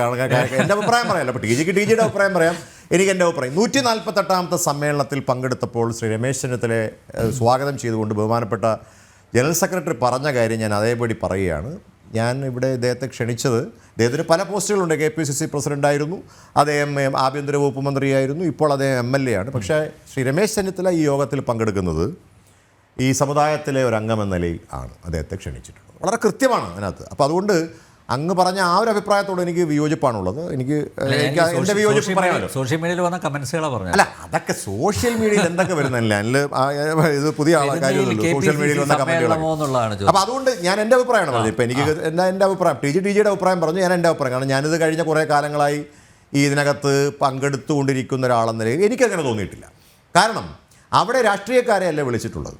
അവിടെ വിളിച്ചിട്ടുള്ളതൊക്കെ സാമൂഹ്യ സാംസ്കാരിക. ഞാനിവിടെ പെരുന്തോട്ടം പിതാവ് എന്ത് രാഷ്ട്രീയമാണ് അദ്ദേഹത്തിനുള്ളത്? സി രാധാകൃഷ്ണൻ എന്ത് രാഷ്ട്രീയമാണുള്ളത്? അലക്സാണ്ടർ ജേക്കബിന്റെ രാഷ്ട്രീയം എന്താണ്? അല്ല, അങ്ങനെയുള്ളവരെ വിളിക്കണം എന്നാണ്. അല്ല, പക്ഷേ ഞാൻ ചോദിക്കട്ടെ, അതാണ് അപ്പോൾ അവിടെ ഡോക്ടർ ശശി തരൂരിനെ വിളിച്ചു. അദ്ദേഹം പറഞ്ഞ അഭിപ്രായത്തോടെ അദ്ദേഹം വിമർശന ബുദ്ധിയാണ് പറഞ്ഞത്. അതുകൊണ്ട് ഞാനത് പറഞ്ഞതേ ഉള്ളൂ. അപ്പോൾ അങ്ങനെയല്ല NSS വിളിക്കുന്നത്. അത് NSS വിളിക്കുന്നത് വളരെ കൃത്യമായി ഇങ്ങനെയുള്ളൊരു സാമൂഹ്യ കാര്യങ്ങൾ വെച്ചിട്ട്, അല്ലാതെ നാളെ രമേശ് ചെന്നിത്തലയുടെ സഹായമോ അല്ലെങ്കിൽ VD സതീശൻ്റെ സഹായമോ അല്ലെങ്കിൽ വേറെ ഏതെങ്കിലും രാഷ്ട്രീയ നേതാവിൻ്റെ സഹായം കൊണ്ടല്ല NSS ഇതുവരെ പ്രവർത്തിച്ചതെന്നാണ് ഞാൻ മനസ്സിലാക്കുന്നത്. ഞങ്ങളുടെ ആരുടെയും സഹായമൊന്നും അവർക്കാർക്കും വേണ്ട. NSSന് കൃത്യമായ നിലപാടുകളുണ്ട്. അത് എല്ലാ കാലത്തും രാഷ്ട്രീയത്തിനതീതമായി NSS ആ നിലപാട് പറഞ്ഞിട്ടുണ്ട്. ആ നിലപാടിനൊപ്പം കേരളത്തിലെ ഒരുപാട് രാഷ്ട്രീയ നേതാക്കന്മാർക്ക് പിന്നീട് പോകേണ്ടി വന്നിട്ടുണ്ട്. അത് സംശയമൊന്നുമില്ല. ശബരിമലയിൽ അഭിപ്രായം ആദ്യം പറഞ്ഞത് കോൺഗ്രസ് പാർട്ടിയല്ല, ഞാൻ കോൺഗ്രസിൻ്റെ ലെവലിൽ തന്നെ പറയുക, BJP അല്ല, ഏതെങ്കിലും ഒരു സംഘടന കേരളത്തിലെ ശബരിമലയുമായി ബന്ധപ്പെട്ട പ്രശ്നത്തിനകത്ത് ഒരു വ്യത്യസ്തമായ ഒരു അഭിപ്രായം സ്വീകരിച്ചിട്ടുണ്ടെങ്കിൽ ആ അഭിപ്രായം സ്വീകരിച്ചതിൻ്റെ പിന്നിൽ NSSൻ്റെ നിലപാടാണെന്ന് ഞാനിവിടെ പരസ്യമായി പറയുമെങ്കിലും രഹസ്യമായി എല്ലാവരും സമ്മതിക്കും. അതിന് സംശയമുണ്ടോ ആ കാര്യത്തിൽ? അപ്പോൾ അതുകൊണ്ട് നമുക്ക് NSSനെ എല്ലാവർക്കും ആരെയും വിമർശിക്കാം, അതൊന്നും കുഴപ്പമൊന്നുമില്ല. പക്ഷേ ആ വിമർശനത്തിനകത്ത് ശരിയുണ്ടോ, അത് തെറ്റായിട്ടുണ്ട് എന്നുള്ളത് എനിക്ക് തോന്നിയത് കൊണ്ടാണ്, ആ വിമർശനം ശരിയല്ല ടി ജി പറഞ്ഞതെന്നുള്ളതുകൊണ്ടാണ് ഞാനിവിടെ പറയാനുള്ള കാരണം. ഞാൻ ഉദാഹരണ സഹിതമാണ് പറഞ്ഞത്, ഞാൻ അത് തെളിവ് സഹിതമാണ് പറഞ്ഞിട്ടുള്ളത്. അതാണ് പെരുന്തോട്ടം പിതാവ് മുതൽ രമേശ് ചെന്നിത്തല വരെ എടുക്കുമ്പോൾ അവിടെ രാഷ്ട്രീയക്കാരെ കണ്ടിട്ടല്ല. എന്നിട്ട് അദ്ദേഹം ആ വേദിയിൽ പറഞ്ഞല്ലോ, വളരെ കൃത്യമായി പറഞ്ഞു, നാളെ രമേശ് ചെന്നിത്തല മുഖ്യമന്ത്രി ആയതുകൊണ്ട് NSSന് എന്ത് നേട്ടമുണ്ട് എന്നൊന്നും നോക്കിയിട്ടൊന്നുമല്ല. NSSന് ഒരു നേട്ടവും വേണ്ട, ഒരു നേട്ടവും ചോദിച്ചിട്ടില്ല. ഞാൻ നേരിട്ടുള്ള 1-2 അനുഭവങ്ങൾ എനിക്കുണ്ട്. ശ്രീ ഉമ്മൻചാണ്ടി മുഖ്യമന്ത്രിയായ സമയത്ത് അദ്ദേഹത്തിനോട് എടുത്ത നിലപാടുകൾ എനിക്ക് കൃത്യമായിട്ട് അറിയാം. അദ്ദേഹത്തിനോട് വിമർശന ബുദ്ധിയെ പറഞ്ഞിട്ടുണ്ട്, മാണി സാറിനോട് വിമർശന ബുദ്ധിയായിട്ട് പറഞ്ഞിട്ടുണ്ട്. അതിനകത്ത് ഒരു രാഷ്ട്രീയവും, ആ രാഷ്ട്രീയം CPMനോട് എടുത്തിട്ടുണ്ട്. പിണറായി മുഖ്യമന്ത്രിയിൽ തെറ്റ് കാണുന്നുണ്ടെങ്കിൽ മുഖ്യമന്ത്രി വിമർശിക്കും. അത് പ്രധാനമന്ത്രിയാണെങ്കിൽ പ്രധാനമന്ത്രിയെ വിമർശിക്കും. പ്രധാനമന്ത്രിയെ വിമർശിച്ചിട്ടുണ്ട്, ഞാൻ കേട്ടിട്ടുണ്ട്. പ്രധാനമന്ത്രിയെ വിമർശിക്കുന്നത് മോദി എടുത്ത നിലപാടിനെ വിമർശിച്ചിട്ടുണ്ട്. അത് രമേശ് ചെന്നിത്തലയെ വിമർശിച്ചിട്ടുണ്ട്. അപ്പോൾ എല്ലാവരെയും വിമർശിക്കുന്നതിൽ തെറ്റുണ്ടെങ്കിൽ മാത്രമേ വിമർശിക്കുള്ളൂ, അല്ലാതെ പ്രത്യേകിച്ച് എന്തെങ്കിലും വൈരാഗ്യമുള്ളതുകൊണ്ടല്ല. അപ്പോൾ ഞാൻ ഈ കേട്ട കാര്യമാണ് കേട്ടോ ടി ജി പറഞ്ഞല്ല. ഞാനിപ്പോൾ ഒരു പ്രത്യേകമായ താല്പര്യമെടുത്ത് പറഞ്ഞ മാത്രമല്ല, ഇത് യാഥാർത്ഥ്യമായുണ്ടോ ഞാൻ പറഞ്ഞത്. അതുകൊണ്ട് ടി ജി പറഞ്ഞ ആ അഭിപ്രായത്തോട് എനിക്ക് യോജിപ്പില്ല. രാഷ്ട്രീയക്കാരുടെ ഒരു വേദിയായിട്ട് അതിനെ മാറ്റിയിട്ടില്ല. പിന്നെ ഒരു കാര്യമുണ്ട്, ഞാനിത് പറഞ്ഞ് അവസാനിപ്പിച്ചോട്ടെ. അവിടെ അനിൽ പറഞ്ഞതിനും കൂടി എനിക്ക് മറുപടി പറയാനുണ്ട്. അവിടെ ഒരു കോൺഗ്രസിൻ്റെ മാത്രമല്ല, ആർക്ക് വേണമെങ്കിലും വരാന്നേ. നിങ്ങളെവിടെ ആരെങ്കിലും തടസ്സപ്പെടുത്തിയിട്ടുണ്ടോ? അവിടെ വന്ന് പുഷ്പാർച്ചന ചെയ്യാനും അവിടെ വന്ന ആ ദിവസം അവിടെ വന്ന സമ്മേളനത്തിൽ പങ്കെടുക്കാനും നിങ്ങൾ ഏത് രാഷ്ട്രീയക്കാരനായിക്കോട്ടെ ആരെങ്കിലും പറഞ്ഞിട്ടുണ്ടോ നിങ്ങളോട് വരരുതെന്ന്? ആരും പറഞ്ഞിട്ടില്ല. ഇന്നവരെ ഞങ്ങൾ കോൺഗ്രസ്സുകാർ പോകുന്നു, അതിനിപ്പോൾ എന്താ കുഴപ്പം? നമ്മുടെ വിഷയം അതല്ല. അല്ല, ടി ജി ആ വിഷയം ഞാൻ വിചാരിച്ചത് ഇപ്പോൾ സനാതന ധർമ്മത്തെക്കുറിച്ച് ടി ജി പറയുന്നതാണ്. പക്ഷേ ടി ജി പറഞ്ഞത് NSSനെ കുറിച്ചാണ്. അതുകൊണ്ടാണ് എനിക്ക് മറുപടി പറയേണ്ടത്. അതുകൊണ്ടാണ്. അല്ല, ഇവന്മാരുടെ പറച്ചിൽ കേട്ടാലേ ഇവർക്ക് ഹിന്ദുക്കളുടെ വോട്ടുകൾ വേണ്ട എന്നാണല്ലോ. അല്ല, അത് ഞാനൊരു കാര്യം പറയട്ടെ. ഞാൻ കോൺഗ്രസ് എന്ന നിലയിൽ ഞാൻ പറയട്ടെ, ഈ തെരഞ്ഞെടുപ്പിലേക്ക് പോകുമ്പോൾ ഇവിടെ ഹിന്ദുവിൻ്റെ വോട്ട്, ക്രിസ്ത്യാനിയുടെ വോട്ട്, ഈ മുസ്ലിമാൻ്റെ വോട്ട് എന്ന് ഞാൻ കണ്ടിട്ടില്ല. ഈ രാജ്യത്തെ ജനാധിപത്യ വിശ്വാസികളുടെ വോട്ട് ലഭിക്കണം. അതിനകത്ത് രാഷ്ട്രീയം ജനാധിപത്യത്തിൽ കൊണ്ടുവരരുത്. ഒരുപക്ഷെ രാഹുൽ ഈശ്വർ ഞാൻ പറയുന്നതിനോട് യോജിക്കുമായിരിക്കും. ജനാധിപത്യ പരിപാടിയിൽ അല്ലെങ്കിൽ ജനാധിപത്യത്തിൽ ഇപ്പോൾ ഞാനിവിടെ എനിക്ക് ടി ജിയുടെ കാര്യം അറിയില്ല. രാഹുൽ ഒരു തികഞ്ഞ ഈശ്വര വിശ്വാസിയാണെന്ന് എനിക്കറിയാം. രാഹുൽ പോയ പല അമ്പലങ്ങളിലുമൊക്കെ ഞാൻ പോയ പല സ്ഥലത്തും രാഹുലിനെ ഞാൻ കണ്ടിട്ടുമുണ്ട്. അപ്പോൾ ഞാനും ഒരുപാട് യാത്ര ചെയ്യുന്നുണ്ട്. ഇപ്പോൾ ഏറ്റവും അവസാനമായി ഞാൻ എൻ്റെ ഓർമ്മ ശരിയാണെങ്കിൽ നമ്മൾ ആസാമിൽ കാമാഖ്യ ക്ഷേത്രത്തിലാണ് ഞാനും രാഹുലും. ഒരുപക്ഷെ ഒരു വളരെ യാദൃച്ഛികമായി ഒരു സ്ഥലത്ത് വെച്ച് കണ്ടപ്പോൾ ഞാൻ രാഹുലിനോട് പറഞ്ഞു, ഞാൻ ഇവിടെ നിന്ന് വരികയാണ്, ചേട്ടാ എനിക്കും അങ്ങോട്ടൊന്ന് പോകണം, ഞാൻ വേണ്ടെന്നുള്ള സംവിധാനങ്ങൾ എന്നെ കൊണ്ട് ചെയ്യാൻ പോലെയൊക്കെ അദ്ദേഹത്തിന് കൊടുത്തു. അദ്ദേഹത്തിന് അവിടെ പോകാൻ വലിയ ആഗ്രഹമുണ്ട്. അപ്പോൾ ഞാൻ പറയുന്നത് അതൊക്കെ ഞങ്ങളുടെ സ്വകാര്യമാണ്. ഈ രാഷ്ട്രീയത്തിനകത്തേക്ക് നിങ്ങൾ ഈ മതത്തെ കൊണ്ടുവരരുത്. ദയവ് ചെയ്ത് രാഷ്ട്രീയത്തിനും മതവും നിങ്ങൾ കൂട്ടിച്ചേർക്കരുത്. BJP ചെയ്യുന്ന ഏറ്റവും വലിയ മോശം പരിപാടി എന്ന് പറയുന്നത് ഈ രാഷ്ട്രീയമായി രാമനെയും കൃഷ്ണനെയും ഒക്കെ ഈ ഇലക്ഷൻ്റെ സമയത്ത് കൊണ്ടുവരുന്നതാണ് പ്രശ്നം. അവിടെ നിങ്ങൾ ഡെവലപ്മെൻറ്റിനെ കുറിച്ച് പ്രസംഗിക്കുന്നേ. നിങ്ങൾ ഒരു തെരഞ്ഞെടുപ്പ് വരുമ്പോൾ ആ തെരഞ്ഞെടുപ്പിൽ നിങ്ങൾ ഈ രാജ്യത്തിൻ്റെ പട്ടിണിയെക്കുറിച്ച് ചർച്ച ചെയ്യൂ, ഇൻഫ്ലേഷനെക്കുറിച്ച് ചർച്ച ചെയ്യൂ, നിങ്ങൾ ഈ രാജ്യത്തെ സാധാരണക്കാരൻ്റെ പ്രശ്നങ്ങളെക്കുറിച്ച് ചർച്ച ചെയ്യൂ. അതിന് പകരം നിങ്ങൾ രാമക്ഷേത്രം, ആ അമ്പലത്തിന് ആ പള്ളിയുടെ അടിയിൽ ഇത് കിടക്കുന്നു, അതിനെ തോട്ടിയും കൊണ്ടുവരിക, അതൊന്നും നമുക്ക് ഭൂഷണമല്ല. ഒരു ജനാധിപത്യ രാജ്യത്തിന് അതൊരിക്കലും ഗുണകരവുമാകില്ല. അല്ല, അങ്ങനെ ചർച്ച ചെയ്യുന്നതുകൊണ്ടാണ് ഇവർക്ക് വിരളി പിടിച്ചിരിക്കുന്നത്. അല്ല, മേ ബി ചിലപ്പോൾ ഒരു പക്ഷേ അങ്ങനെ ആവാം. ചിലപ്പോൾ അവർ വിചാരിച്ചിരിക്കുന്നത്, ഇപ്പോൾ ഈ BJP പോലെ അവർ വിചാരിച്ചിരിക്കുന്നത് ഇതൊക്കെയാണ് ഇനി വോട്ട് കിട്ടാൻ ഏറ്റവും എളുപ്പമുള്ള വഴി എന്ന് CPM-ന്റെ ചില ആളുകൾക്ക്, ബുദ്ധിജീവികൾക്ക് അങ്ങനെ തോന്നിയിട്ടുണ്ടെങ്കിൽ അതിപ്പം ചിലപ്പോൾ ഒരു പക്ഷേ ഈ പറഞ്ഞ പോലെ BJP-ക്ക് ചില വോട്ടുകൾ കിട്ടുന്നതിൻ്റെ അടിസ്ഥാനം ഇതാണെന്ന് അവർ വിചാരിച്ചിട്ടുണ്ടാവും. തെറ്റ്. അവരെ മുന്നോട്ട് വെച്ചിരിക്കുന്ന ആശയം എന്താ? കമ്മ്യൂണിസം എന്ന് പറയുന്ന ആശയം. കമ്മ്യൂണിസം ഞാൻ ഇന്നലെയും കഴിഞ്ഞ ദിവസവും പറഞ്ഞാണ്, ഇത് ഒരു കാലഘട്ടത്തിൽ പോലും ഒരിടത്ത് പോലും ഒരു വ്യക്തിക്ക് പോലും ഇത് വിജയിച്ചതായിട്ട് കണ്ടെത്തിയിട്ടില്ല. അവർ മുന്നോട്ട് വെക്കുന്ന ആശയം ഒരു സ്ഥലത്തും, ലോകത്തൊരിടത്തും, ആകപ്പാടെ മിച്ചമുള്ളത് കേരളത്തിൽ മാത്രമാണ്. ഈ ലോകത്ത് ആ കേരളത്തിൽ പോലും ഇത് വിജയിച്ച ചരിത്രം ഉണ്ടായിട്ടില്ല. പിന്നെ എന്താണ്? പിന്നെ ഇതിനകത്ത് കമ്മ്യൂണിസം എന്ന് പറയുന്ന ആശയം കൊണ്ടല്ല, അതിനകത്ത് നിൽക്കുന്ന ആളുകൾക്ക് അങ്ങോട്ടും ഇങ്ങോട്ടും പരസ്പര സഹായനിധി സംഘം പോലെ ഇവർ പ്രവർത്തിക്കുന്നത് കൊണ്ട് കുറേ ആളുകൾക്ക് ഇതിൻ്റെ പ്രയോജനം കിട്ടുന്നത് കൊണ്ട് തെരഞ്ഞെടുപ്പുകളിൽ വോട്ട് ചെയ്തവർ വിജയിച്ച അധികാരത്തിൽ വന്നു. പിന്നെ കഴിഞ്ഞ തവണ കോവിഡ് അവരെ സഹായിച്ചിട്ടുണ്ടില്ല എന്ന് ഞാൻ പറയുന്നില്ല. അപ്പോൾ അതുകൊണ്ട് എൻ്റെ അഭിപ്രായം അനിലെ, ഈ സനാതനധർമ്മത്തെക്കുറിച്ചും അല്ലെങ്കിൽ അവനവൻ്റെ വ്യക്തിപരമായ എൻ്റെയും അല്ലെങ്കിൽ ഇവിടെ ഇരിക്കുന്ന അനിലിൻ്റെ അടക്കം അല്ലെങ്കിൽ രാഹുലിൻ്റെ അടക്കമൊക്കെ ഒരു പ്രത്യേക മതവിഭാഗത്തിൻ്റെ മാത്രം പ്രശ്നങ്ങളെ എടുത്തിട്ട് അലക്കി വെറുതെ വഷളാക്കി മോശപ്പെടുത്തി അതിനെ ഇല്ലാതാക്കി അതിൻ്റെ വിശ്വാസികൾക്ക് വലിയ വിഷമം ഉണ്ടാക്കുന്ന തരത്തിലുള്ള പ്രവർത്തനങ്ങളുമായി മുന്നോട്ട് പോകരുത് കമ്മ്യൂണിസ്റ്റ് നേതാക്കന്മാരെന്നാണ് എനിക്ക് പറയാനുള്ളത്. നിങ്ങൾ രാഷ്ട്രീയം പറയുന്നേ, ഞങ്ങൾ രാഷ്ട്രീയം പറയുന്നില്ലേ കൃത്യമായിട്ട്? അതുപോലെ രാഷ്ട്രീയം പറഞ്ഞ് മുന്നോട്ട് പോകാൻ തയ്യാറാകണം. കേരളത്തിലെ കമ്മ്യൂണിസത്തിൽ യഥാർത്ഥ കമ്മ്യൂണിസ്റ്റുകൾ ഉണ്ടെങ്കിൽ നിങ്ങൾ രാഷ്ട്രീയം പറയാൻ തയ്യാറാവണം.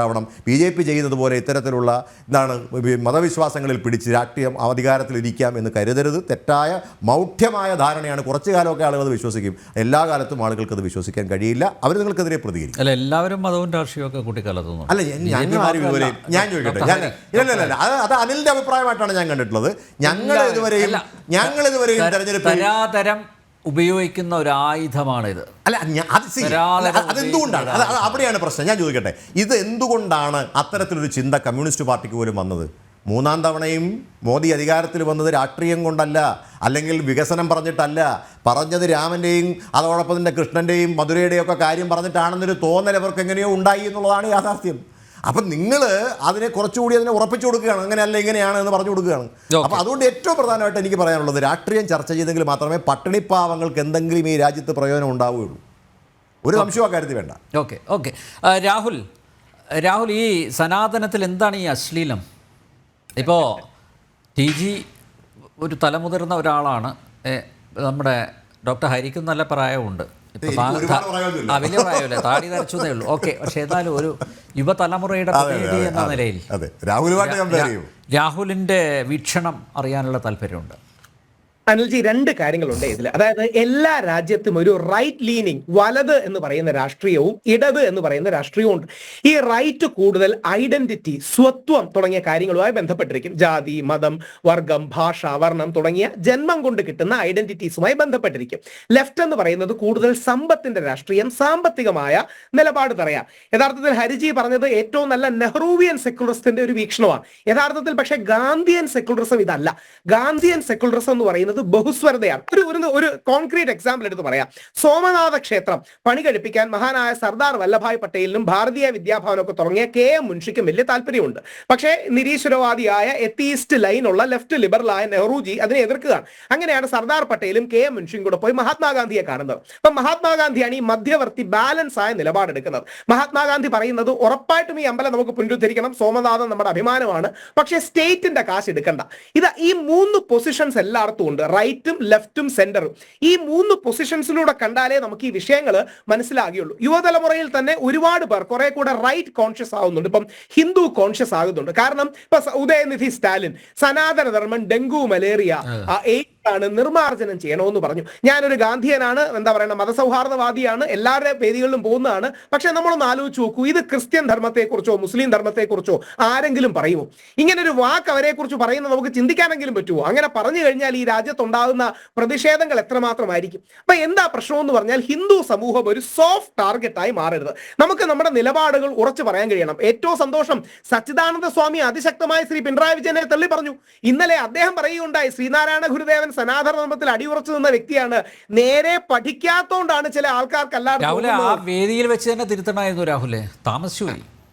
അല്ല, അവിടെ മറ്റൊരു കോണ്ടെക്സ്റ്റ് ഉള്ളതുകൊണ്ടായിരിക്കും. അതായത് സനാതന ധർമ്മം, മഹാത്മാഗാന്ധി ആരാണ്? മഹാത്മാഗാന്ധി അഭിമാനത്തോടെ പറയുന്നത് ഞാനൊരു സനാതന ധർമ്മിയായ ഹിന്ദുവാണ് എന്നാണ്. രണ്ട്, ജി വി ഹരിജിക്കും എനിക്കും പേഴ്സണലി പ്രിയപ്പെട്ട ശശി തരൂർ സാർ അദ്ദേഹത്തിന്റെ പുസ്തകത്തിൽ എഴുതിയിരിക്കുന്നത് Gandhi is the Hindu activist who defeated the British empire എന്നാണ്. അപ്പം ഗാന്ധിയൻ മതസൗഹാർദ്ദം എന്ന് പറയുന്നത് ഈ സ്വത്വങ്ങളുണ്ട്, ഹിന്ദു ഉണ്ട്, മുസ്ലിം ഉണ്ട്, ക്രിസ്ത്യൻ ഉണ്ട്, ദളിത് ഉണ്ട്, ബ്രാഹ്മണുണ്ട്, വ്യത്യസ്ത ജാതി സമുദായങ്ങളുണ്ട്. ഇവർക്കിടയിൽ ഒരു ബാലൻസ് ഉണ്ടാക്കിയാൽ മതി, ഹാർമണി ഉണ്ടാക്കിയാൽ മതി. അങ്ങനെയാണ് അനിൽജി ഓർക്കണം, ഗാന്ധിജിയുടെ ഏറ്റവും സക്സസ്ഫുൾ ആയ സത്യാഗ്രഹം പൂന പാക്ടിന് വേണ്ടിയുള്ളതായിരുന്നു. ഗാന്ധിജി പറഞ്ഞത്, ഞാൻ മരിച്ചാലും ഹിന്ദുക്കളെ വിഭജിക്കാൻ അനുവദിക്കില്ല. I will die but I will not let Hindus be divided. എന്റെ ശവശരീരത്തിന് മേളിലൂടെ മാത്രമേ നിങ്ങൾ കമ്മ്യൂണൽ അവാർഡ് കൊണ്ടുവരൂ, ദളിതരെ മാറ്റിക്കൊണ്ടുപോകുന്ന കാര്യം കൊണ്ടുവരൂ എന്ന് പറഞ്ഞ് മഹാത്മാഗാന്ധി പൂനെയിലെ ഏർവാദ ജയിലിൽ സത്യാഗ്രഹം കിടക്കുകയാണ്. മഹാത്മാഗാന്ധി അടിസ്ഥാനപരമായ ഒരു ഹിന്ദു ആക്ടിവിസ്റ്റ് ആണ്. എന്നാൽ എല്ലാ സമൂഹങ്ങളോടും അടുപ്പം നിർമ്മിച്ച എല്ലാ സമൂഹങ്ങളിലേക്കും എത്തുന്ന ഒരു വ്യക്തി. ഈ രീതിയിലുള്ള നിലപാടുകളല്ലേ നമുക്ക് വേണ്ടത്. അതുകൊണ്ടാണ് ഗാന്ധിയൻ ലൈൻ എടുക്കുന്നതുകൊണ്ടാണ് പൂജനീയ സർസംഘചാലക് മോഹൻ ഭഗവത്ജി ഡൽഹിയിൽ മുസ്ലിം ലീഡേഴ്സിനോട് അദ്ദേഹം ഇന്ററാക്ഷൻ ചെയ്തപ്പോൾ അവിടുത്തെ വളരെ മുതിർന്ന ഒരു മൗലവി പറഞ്ഞത്, ഇന്ത്യക്ക് ഒരു രണ്ടാം രാഷ്ട്രപിതാവിനെ പോലൊരാൾ വന്നിരിക്കുന്നു എന്ന് ആലങ്കാരികമായി മോഹൻജി ഭഗവത്തിനെ കുറിച്ച് പറയുന്നത്. ഈ ലൈൻ പ്രധാനമാണ്. സോഫ്റ്റ് ഹിന്ദു സെക്കുലർ എന്നോ സോഫ്റ്റ് ഹിന്ദു പ്ലൂറലിസ്റ്റ് എന്നോ മൃദു ഹിന്ദു ബഹുസ്വരമെന്നോ എന്ത് പേര് വിളിച്ചാലും കുഴപ്പമില്ല. പക്ഷെ ഈ ലൈൻ ഇമ്പോർട്ടന്റ് ആണ്. CPM പ്രശ്നം പെരിയോർ രാമസ്വാമി നായ്ക്കർ പണ്ടെടുത്ത ലൈനാണ് ഇപ്പോൾ ഇവർ എടുക്കുന്നത്. അതായത് പെരിയോർ രാമസ്വാമി നായ്ക്കർ അന്ന് വളരെ രൂക്ഷമായിട്ട് പുള്ളി പറഞ്ഞിരുന്നത്, ദൈവം വേണ്ട, ആത്മീയത വേണ്ട, ഗാന്ധിയെ ദൈവത്തെ ഇല്ലാതാക്കണം, ആത്മീയത ഇല്ലാതാക്കണം, ഗാന്ധിയെ ഇല്ലാതാക്കണം എന്നൊക്കെ പറയുന്ന നിലപാട് തറയിൽ നിന്ന് കണ്ടാൽ ബ്രാഹ്മണനെ കൊല്ലണമെന്നും ഹിന്ദു ക്ഷേത്രങ്ങൾ തകർക്കണമെന്നും മനുസ്മൃതി കത്തിക്കണമെന്നും രാമായണം കത്തിക്കണമെന്നും ഒക്കെ പറയുന്ന ഒരു പഴയ എക്സ്ട്രീം ലൈനാണ്. ഇന്ന് തമിഴ്നാട്ടിൽ പോലും ആർക്കുമില്ല. അതായത് സനാതനധർമ്മം ഡെങ്കു മലേറിയ ആണെന്ന് പറയുന്ന ഉദയനിധി സ്റ്റാലിന്റെ അമ്മ ദുർഗ നമ്മുടെ ഗുരുവായൂരിൽ 14 കിലോഗ്രാം സ്വർണത്തിന്റെ എന്തോ ഒരു നമ്മുടെ കിരീടമാണ് ഗുരുവായൂരപ്പന് നൽകിയത്. ഓർക്കണം, നമ്മളൊക്കെ പോകുമ്പോൾ 10-100 രൂപ ഇടുന്നെങ്കിൽ തമിഴ്നാട് മുഖ്യമന്ത്രിയുടെ ഭാര്യ നിരീശ്വരവാദ കുടുംബത്തിലെ ദുർഗാമ്മ വന്നിട്ട് ഗുരുവായൂരപ്പന് ഈ കിലോ കണക്കിന് സ്വർണം അവരുടെ ഭക്തി കൊണ്ട് അർപ്പിക്കുകയാണ്. അപ്പൊ ഈ എക്സ്ട്രീം നിലപാടുകൾ വിട്ടുമാറണം. രാമാനുജൻ എന്ന് പറയുന്ന ഹൈന്ദവ സന്യാസിയെ കുറിച്ച് കരുണാനിധി പോലും ഇദ്ദേഹം സമത്വവാദിയാന്നൊക്കെ പറയുന്നുണ്ട്. അപ്പൊ ഈ നിരീശ്വരവാദ ലൈനും ഹിന്ദു വിരുദ്ധ ലൈനും സനാതനധർമ്മ വിരുദ്ധ ലൈനും പറയുന്നവർ തിരിച്ച് സനാതനധർമ്മത്തിലേക്ക് വരണം. വിവേകാനന്ദ സ്വാമിയുടെ ഒക്കെ അപ്രോച്ച് അതായിരുന്നു. അതായത് ബൗദ്ധരെയും ജൈനരെയും ശങ്കരാചാര്യർക്ക് ശേഷം ഹിന്ദു ധർമ്മം അല്ലെങ്കിൽ സനാതനധർമ്മം തിരിച്ചു കൊണ്ടുവന്നത് പോലെ ഈ നിരീശ്വരവാദ ലൈൻ എടുക്കുന്നവരെ, സനാതനധർമ്മ വിരുദ്ധ ലൈൻ എടുക്കുന്നവരെ തിരിച്ചു കൊണ്ടുവരാൻ നമ്മുടെ ഹിന്ദു സമൂഹത്തിനാകണം എന്നുള്ളതാണ്. ഇനി ഒരു വരി കൂടെ പറഞ്ഞോട്ടെ. എനിക്ക് ജി വി ഹരിജിയാണ് നമ്മുടെ കാമാഖ്യ ക്ഷേത്രത്തിൽ പോകാനുള്ള എന്താ പറയുക വലിയൊരു അവസരം ഉണ്ടാക്കി തന്നത്. ഇന്ന് യങ്സ്റ്റേഴ്സിനെ നോക്കൂ, ഒരുപാട് അമ്പലങ്ങളിൽ പോകാൻ, ആശ്രമങ്ങളിൽ പോകാൻ താല്പര്യമുണ്ട്. വിദേശികളടക്കം നമ്മുടെ നാട്ടിൽ വരുന്നു. സാക്ഷാൽ മാർക്ക് സക്കർബർഗ് എന്ന ഫേസ്ബുക്കിന്റെ ഫൗണ്ടർ ഇന്ത്യയിലെ നോർത്ത് ഇന്ത്യയിലെ ഒരു അമ്പലത്തിൽ വന്നിട്ടാണ്, നീം കരോളി ബാബയുടെ അമ്പലത്തിൽ വന്നിട്ടാണ് എന്റെ ജീവിതത്തിൽ വലിയ മാറ്റങ്ങൾ ഉണ്ടായി എന്ന് പറയുന്നു. നമ്മുടെ ഭാരതീയ സംസ്കാരം ഇന്ത്യയിൽ മാത്രമല്ല, നമ്മുടെ വേദങ്ങൾ, പുരാണങ്ങൾ, തന്ത്രം, ശാസ്ത്രം, തമിഴ്, സംസ്കൃതം അടക്കം നമ്മുടെ ഈ പാരമ്പര്യം ലോകം മുഴുവൻ ആദരിക്കപ്പെടുകയാണ്. ഇതെല്ലാം സനാതന ധർമ്മത്തിന്റെ ഭാഗമല്ലേ? അപ്പോൾ ഈ സനാതന ധർമ്മം എന്ന വാക്കിനോടൊരു വിരോധം ഉണ്ടാകുന്നതിൽ അർത്ഥമില്ല. ഒരു വരി കൂടെ പറഞ്ഞ് അവസാനിപ്പിക്കാം. 1995 Brahmachari Siddheshwar Sai versus state of west ബംഗാളിൽ ബഹുമാനപ്പെട്ട ഇന്ത്യൻ സുപ്രീം കോടതി മുമ്പുണ്ടായിരുന്ന സുപ്രീം കോടതി ചീഫ് ജസ്റ്റിസ് PB ഗജേന്ദ്ര ഖഡ്ഗറെ കോട്ട് ചെയ്ത് പറയുന്നുണ്ട്, Hinduism is a way of life. ഈ ഹിന്ദു എന്ന് പറയുന്നത് ഒരു കേവല മതമല്ല, അതായത് ഏതെങ്കിലും ഒരു പ്രത്യേക കള്ളിയല്ല, ഒരുപാട് ധർമ്മങ്ങൾ ഉൾച്ചേരുന്ന, ഒരുപാട് പാതകൾ ഉൾച്ചേരുന്ന വലിയൊരു ജീവിത പദ്ധതിയാണ്. അത് ഈ വിവേകാനന്ദൻ എന്താ 1893 ഷിക്കാഗോയിൽ പറഞ്ഞത്, I come from the mother of all religions. ഇന്നങ്ങനെ പറയുകയാണെങ്കിൽ പുള്ളി വർഗീയവാദിയാന്ന് ആരെങ്കിലും പറയുമായിരുന്നു. പക്ഷേ I come from the mother of all religions, I represent the most ancient order of monks. ലോകത്തിലെ ഏറ്റവും പ്രാചീനമായ സന്യാസ പരമ്പരയും എല്ലാ മതങ്ങളുടെയും മാതാവിനെ റെപ്രസെന്റ് ചെയ്താണ് ഞാൻ ഇവിടെ നിൽക്കുന്നതെന്നാണ്. അതിന് വിദേശികൾ കൈയടിച്ചു. നമ്മുടെ നാട്ടിലാണെങ്കിൽ എന്ത് പറയുന്ന അറിയാമോ, അത് വേണ്ട രീതിയിൽ സെക്കുലർ ആയില്ല എന്ന് പറയും. അപ്പൊ അത്രയും ഒരു എക്സ്ട്രീം ഒരു സ്യൂഡോ സെക്കുലറിസം നമുക്ക് വേണ്ട. ഒരു ബഹുസ്വരതയുടെ ലൈനിൽ എല്ലാവരെയും ഒരുമിച്ച് കൊണ്ടുപോകാൻ കഴിയണം.